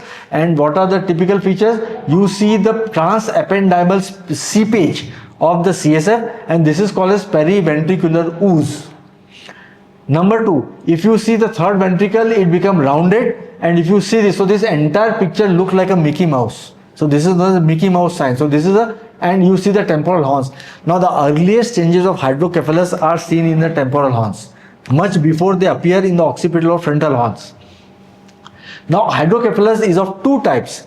One is a communicating. What does it mean? When all the entire ventricular system is equally dilated. If you start from the frontal horn to the third ventricle, occipital horn, temporal horns and the fourth ventricle, they are equally dilated. This is known as a communicating hydrocephalus. Suppose there is an obstruction. Now here, classic phenomenon of Monro. This is a colloid cyst of the third ventricle, and you see only these horns are dilated. You will not see the frontal, this fourth ventricle dilated. So this is an obstructive hydrocephalus. Now here again, if you see the frontal horns, they are dilated. See the frontal, this is a lateral ventricle. See the third ventricle. But now see here the fourth ventricle. Fourth ventricle is very small and chinky. It is not dilated. What is the cause? The commonest cause. Here is the cause. Congenital aqueductal stenosis.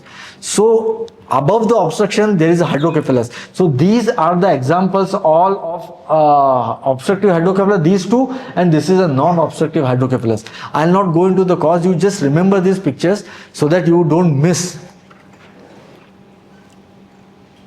Now, another thing, this is again a hydrocephalus but in elderly. Now you know one condition called as normal pressure hydrocephalus. Classically the patient presents with dementia, gait disturbance and urinary incontinence. What is very funny about this thing is there is asymmetric dilatation, not asymmetric, there is selective involvement of the lateral and the third ventricle. Fourth ventricle is relatively spared in NPH. Why? Because one of the proposed theory is that there is obstruction to the CSF flow above the level of the lateral ventricles. So the obstruction to the flow is above, so the lower ventricle is relatively spared. Not totally, but if you see overall, then this is relatively spared. And you see these two pictures. You have to differentiate. This is very confusing at times. In an elderly of 80 years, how you differentiate between an NPH and a brain atrophy? Whenever the brain atrophies, the ventricular system dilates. That is known as ex vacuo dilatation. Now, this is a classic example of ex vacuo dilatation. But how it differs from NPH then? Here you see three things. One is, these are dilated. Here also they are dilated. Here there is a bilateral periventricular ooze. Here there is a unilateral. So whenever there is an asymmetric ooze, you should think of some other cause, not the NPH. Number two, you see this angle and you see this angle. This is usually obtuse when the brain atrophies. But here there is no atrophy. It is a dilatation of the ventricle. So they are not obtuse. The angle is narrow. The third important point, if you see this CSF cistern, this is the interhemispheric fissure, it is obliterated here. This is known as a tight cortex, which is not seen here. You can see the sulca here. Why the tight cortex? Because the dilated horns of this ventricle, it pushes the cortex. There is no cortical atrophy, but it is pushing the cortex. So because the cortical, this gyri are pushed, so these all CSF systems, they obliterate, and here this is known as a tight cortex. While in an atrophic brain, this will be always CSF spaces are open. And it has been observed that a person who has this CT picture of a tight cortex, they respond very well to the shunt therapy. So you remember this. And one more thing I always ask whenever you get a dilated ventricle in the elderly patient, whether you are seeing atrophy and all these features, you get an Evans index. So Evans index is this you take at the frontal horn and you take the inner table at this, and the ratio, which is usually if it is more than 0.3, it is NPH.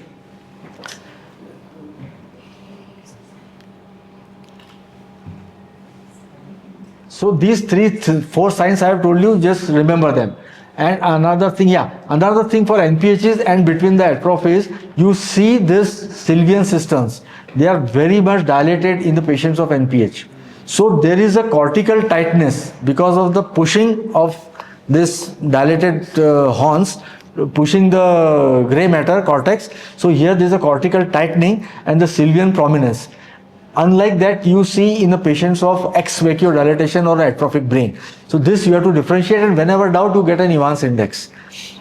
Sir, I always had a doubt that in critical care, when a patient has raised ICP because of tumor or some midline shift is happening, when we do a CSF, it's contraindicated because it can tore the brain. So, how safe it is to do a CSF with such kind of patients? You can safely do. It is done. It is a treatment here. CSF was treatment. Treatment, yes, therapeutic lumbar puncture. In normal pressure hydrocephalus,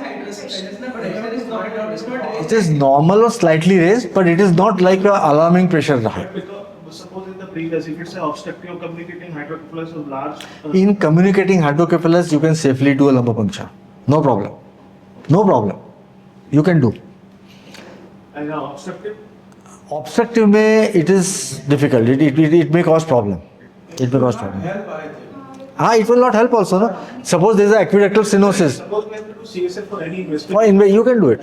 So what we do, There are Ankur, two ways. One is therapeutic, one is diagnostic. Diagnostic or not? Yeah, therapeutic. so suppose if there is aqueductal stenosis or the patient is drowsy because of both the things, the raised ICP because of the proximal dilatation, or you are suspecting infection also. So simply put a drain and remove the CSF and check it, and then shunt him if there is no infection. The last I'll cover in this is the herniation syndromes, which are important, everyone should know. Now this herniation syndrome may not be related to your CSF or ventricular system, but whenever the intracranial pressure is high due to any cause, the brain being a closed compartment into the skull, the various areas of the brain, and it is divided into two, the right and the left hemisphere.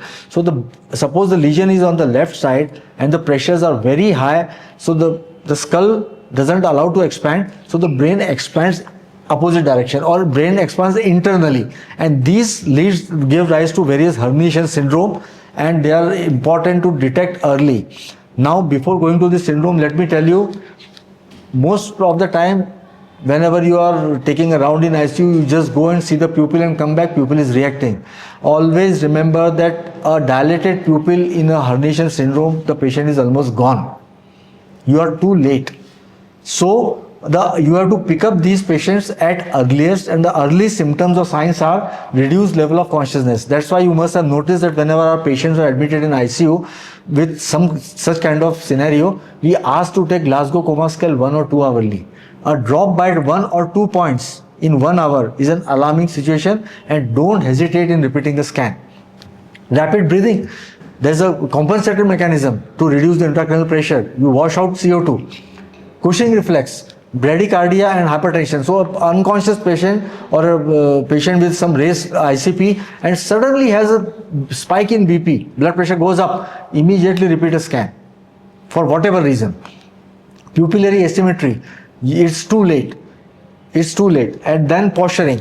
Posturing and pupillary asymmetry means that it has advanced quite below. You are quite late, and still, always remember it also depends upon the duration. Now, many times I see that a young patient who has undergone trauma, road traffic accident, reaches casualty with bilateral dilated pupil and no response. But I have seen patient coming back when taken for surgery, decompression, posterior fossa decompression. I have seen with my own eyes. Bilateral pupil dilated, surgeon saying no, but I convinced the relative, patient was young, so it is also time. And brain plasticity is very important, so don't give up. I would not ask for surgery if the accident has occurred 24 hours back and the patient has pupillary dilatation. But within few hours, and even if you get a worst of the signs, at least give a trial of decompressive surgery. Now, here the first, if we go from above below, this is cingulate gyrus, which is going, pressing the fox, and this is known as subfalcine herniation. Now, always remember, suppose a person has got a large tumor in the left frontal area, I never check the right plantar. I know it is going to be up. I always check the left plantar. In a person, if the left plantar is going up or equivocal, it means he is developing a subfalcine herniation. Immediately repeat a scan or step up your anti-edema agent. Number two, suppose the person has got a bihemispheric large lesion. The entire this complex goes down from the tentorium. So this is a central herniation, and I have not seen a single patient of this kind of herniation surviving. It is too bad. The third commonly seen is the uncal herniation, transtentorial. A large, this is a, you can see extradural hematoma here, pressing the temporal lobe, and this uncus of the temporal lobe goes down, and this is the point when you get the dilated pupil. But before the pupil dilates, there are other symptoms which signs we should not miss. The next come the cerebral tonsillar herniation. This is again important. Tonsillar herniations are often not considered, but they usually present with opisthotonus and respiratory arrest. So if you have this cerebral tonsillar herniation, you should be alarmed. Particularly, you will not see them in a chronic malformation like Chiari, because there the compensation has occurred. This I am talking of acute. And sometimes this also I have yet to see, that a large cerebellar lesion and the cerebellum herniating up through the tentorium. So upward herniation of the tentorium. This also but this is usually not seen commonly. Why? Because we are very, very alarmed whenever there is a lesion in the posterior fossa. So the moment we have a doubt, we immediately decompress. So we don't reach this stage to come that the cerebellum is going up. But then this is one of, these are the different herniation syndrome which you should always look upon. Now last, intracranial hypotension. Now similarly, this was the hypertension, this is hypotension. Hypotension will occur, the commonest example is a post-lumbar puncture.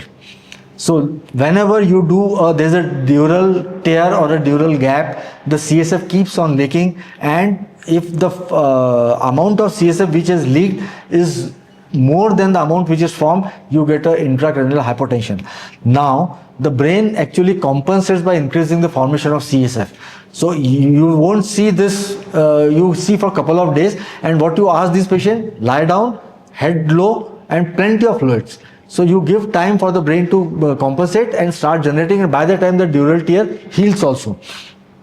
Now the commonest reason is, as I told you, dural tear, and we see post-traumatic, this cribriform plate fracture. Now this is a communication between the brain and the nose, so the CSF directly drains from here. Then you may get drains from the spinal cord tears, anterior or lateral tears, due to the spur. Recently we had a patient with multiple tears because of the chiropractic maneuver. So you can get these dural tears from where the CSF leaks, and then there can be CSF venous fistulas, which can lead to this intracranial hypotension. Now what is important, these patients present with a suboccipital headache in the orthostatic position. When they are lying down, they are comfortable. The moment they sit up, they have a severe excruciating suboccipital pain with vomiting, and they immediately prefer to lie down. Once they lie down, in couple of minutes it settles down. Now this particular symptom may not be there when the process is chronic.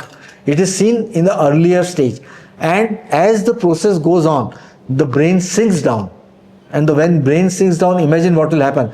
The entire posterior fossa will be crowded, so you may get intense headache, vertigo, vomiting, impaired consciousness, impaired breathing, you may get severe hypertension, you may get tonsillar herniation and upper spinal cord compression. So these are the things, and you must pick up these on the CT scan. Now there are some important things. Now we have radiologists with us. So this is one angle, this is the angle between the anterior surface of the midbrain and the anterior superior surface of the pons. Now this angle is usually, it is more than 50. 55 I think, right? 50, it is more than 55.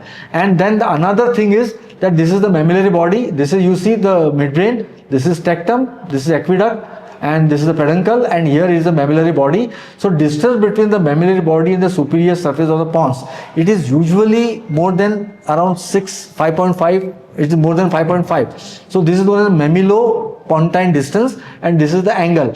Now whenever there is a intracranial hypotension, this entire brain descends down. Now you see this picture, the brain has descended down. Now see this angle. This, I am talking of this angle. Now see this angle and see this angle. Now see this distance between the mammillary and pons, and see the distance here. Now you see how the splenium of the corpus callosum looks here, and you see how the splenium is going down here. It is almost going down. Now you see this is the height of this is the position of the cerebral tonsil. Now you see the cerebral tonsil has gone down. It has come up to this. So these are the different signs of the intracranial hypotension. One more important sign is that whenever the brain descends, this dura, this is a non-contrast scan. The dura enhances without giving a contrast. And all the veins, they are stretched. And you may easily get a subdural hematoma. So if you have a patient with subdural hematoma and there is no reason, like the patient we have in our unit, this was the reason found, that he had subdural hematoma due to intracranial, chronic intracranial hypotension. So this is one of the uncommon cause you have to ask for. And if you see that because of this stretching and the descent of the brain, this sinuses, superficial sinus, they appears rounded and widened.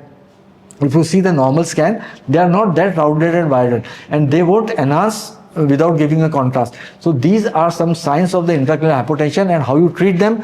Number one, if it is a post-lumbar puncture, lie down, rest for 48 hours, plenty of fluids. If there are dural tears, you have to close this dural tear. You give time for spontaneous repair, spontaneous healing. If they heal spontaneously, good. If not, then you give either a blood patch or a glue. And with the glue, you just seal the dura. Last करके आती जा रहा है, sinus infection. Now the third part of the ventricular system is sinus infection. Now that whenever the classic presentation of a sinus infection is headache, fever, vomiting, photophobia, and meningeal signs. Now there are three meningeal signs: the Kernig signs, the Brudinsky, that is whenever you flex the neck, both the leg flex. Now this is, I find, quite sensitive sign. Whenever the neck reti or the in the Kernigs, you just flex the hip joint and extend the knee joint. So you get a pain in the back. But I found Brudinsky quite sensitive out of the three.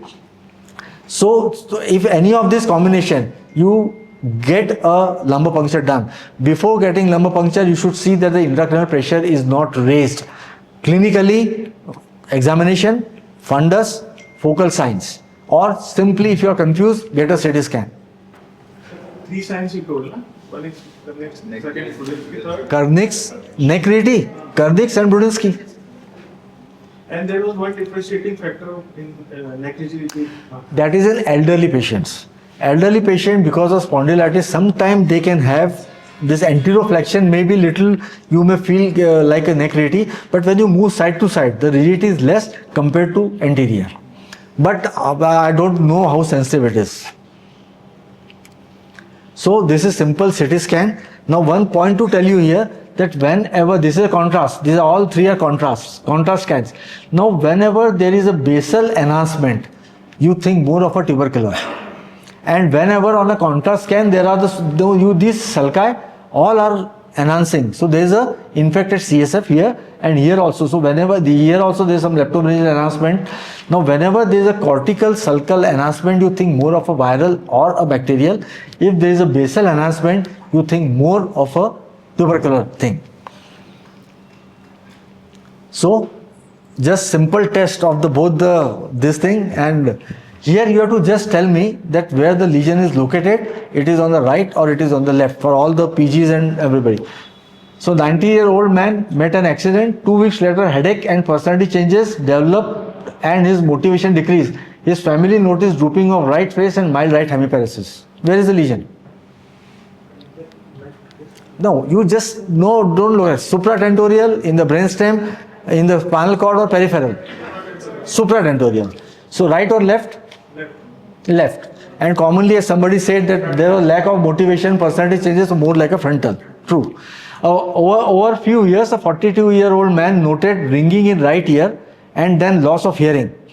He experienced right facial weakness and decreased sensation on the face. In coming weeks, developed stiffness and weakness in left half.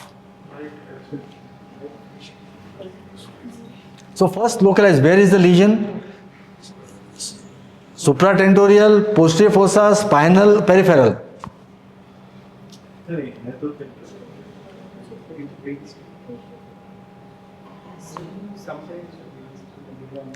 Brainstem. So it is a infratentorial brainstem lesion.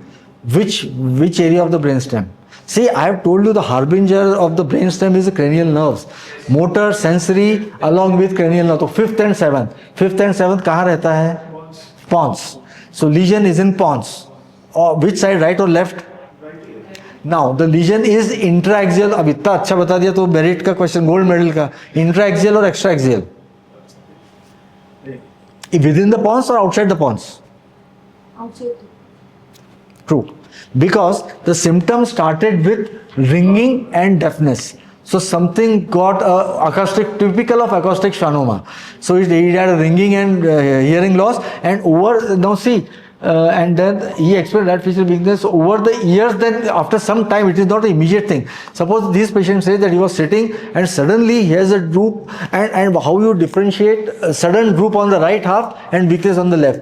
Then it is a pontine stroke because it is sudden. But here it is slowly, so it is extraaxial pontine lesion. Now a 45-year-old male who is a chronic alcoholic has acroparesthesias, that is paresthesias in hands and feet. Since few months, he gradually noticed gait unsteadiness. On the day of admission, he became confused, irrelevant, and had a generalized seizure. Localize it.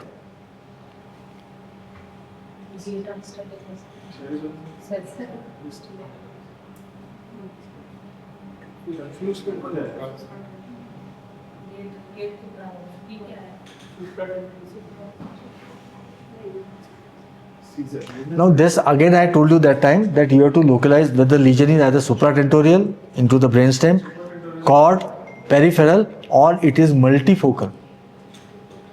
Lesion can be at multiple levels. ऐसा कहाँ लिखा है कि alcohol पीने वाले को subdural ही होता है? भाई पेशेंट को पैरेस्थेसियाज हुआ है तो उसको न्यूरोपैथी हो गई, हो सकता है डायबिटीज हो, नहीं अपने को नहीं पता, पर अल्कोहल से न्यूरोपैथी होती है. फिर उसके बाद गेट अनस्टेडीनेस. अब ये गेट अनस्टेडीनेस में आपको हो सकता है सेरिबेलम वर्मियन लीजन हो या प्रोप्रियोसेप्टिव लीजन हो, posterior column lesion, sensory ataxia हो. You don't know because you are not examined. So either it is sensory ataxia or it is cerebral ataxia. Then on the day of admission he become confuse, irrelevant. So this is supratentorial and had a seizure. So seizure has to be supratentorial. So he has a lesion at peripheral nerve plus minus posterior column, cerebellum and supratentorial. So this is multifocal or multi-level lesions. No, but this is important because when you apply that protocol, algorithm, you should be able to focus. Now, what I tell you is you train your mind, particularly all the residents, you train your mind like that you just try to analyze each symptom, how it started, acroparesthesia, in what pattern, peripheral nerve pattern. He has to have neuropathy. He may have, yes, it will help in making etiology and also the localization. Then what happened? He has gait unsteadiness. So you should immediately think, suddenly you can't jump to cerebellum. Either it is large fiber neuropathy, it is posterior column, B12 deficiency, or it is cerebellar vermian lesion. All the three may be involved. And then comes the confused state and seizure, which is supratentorial. Thank you very much. Thank you.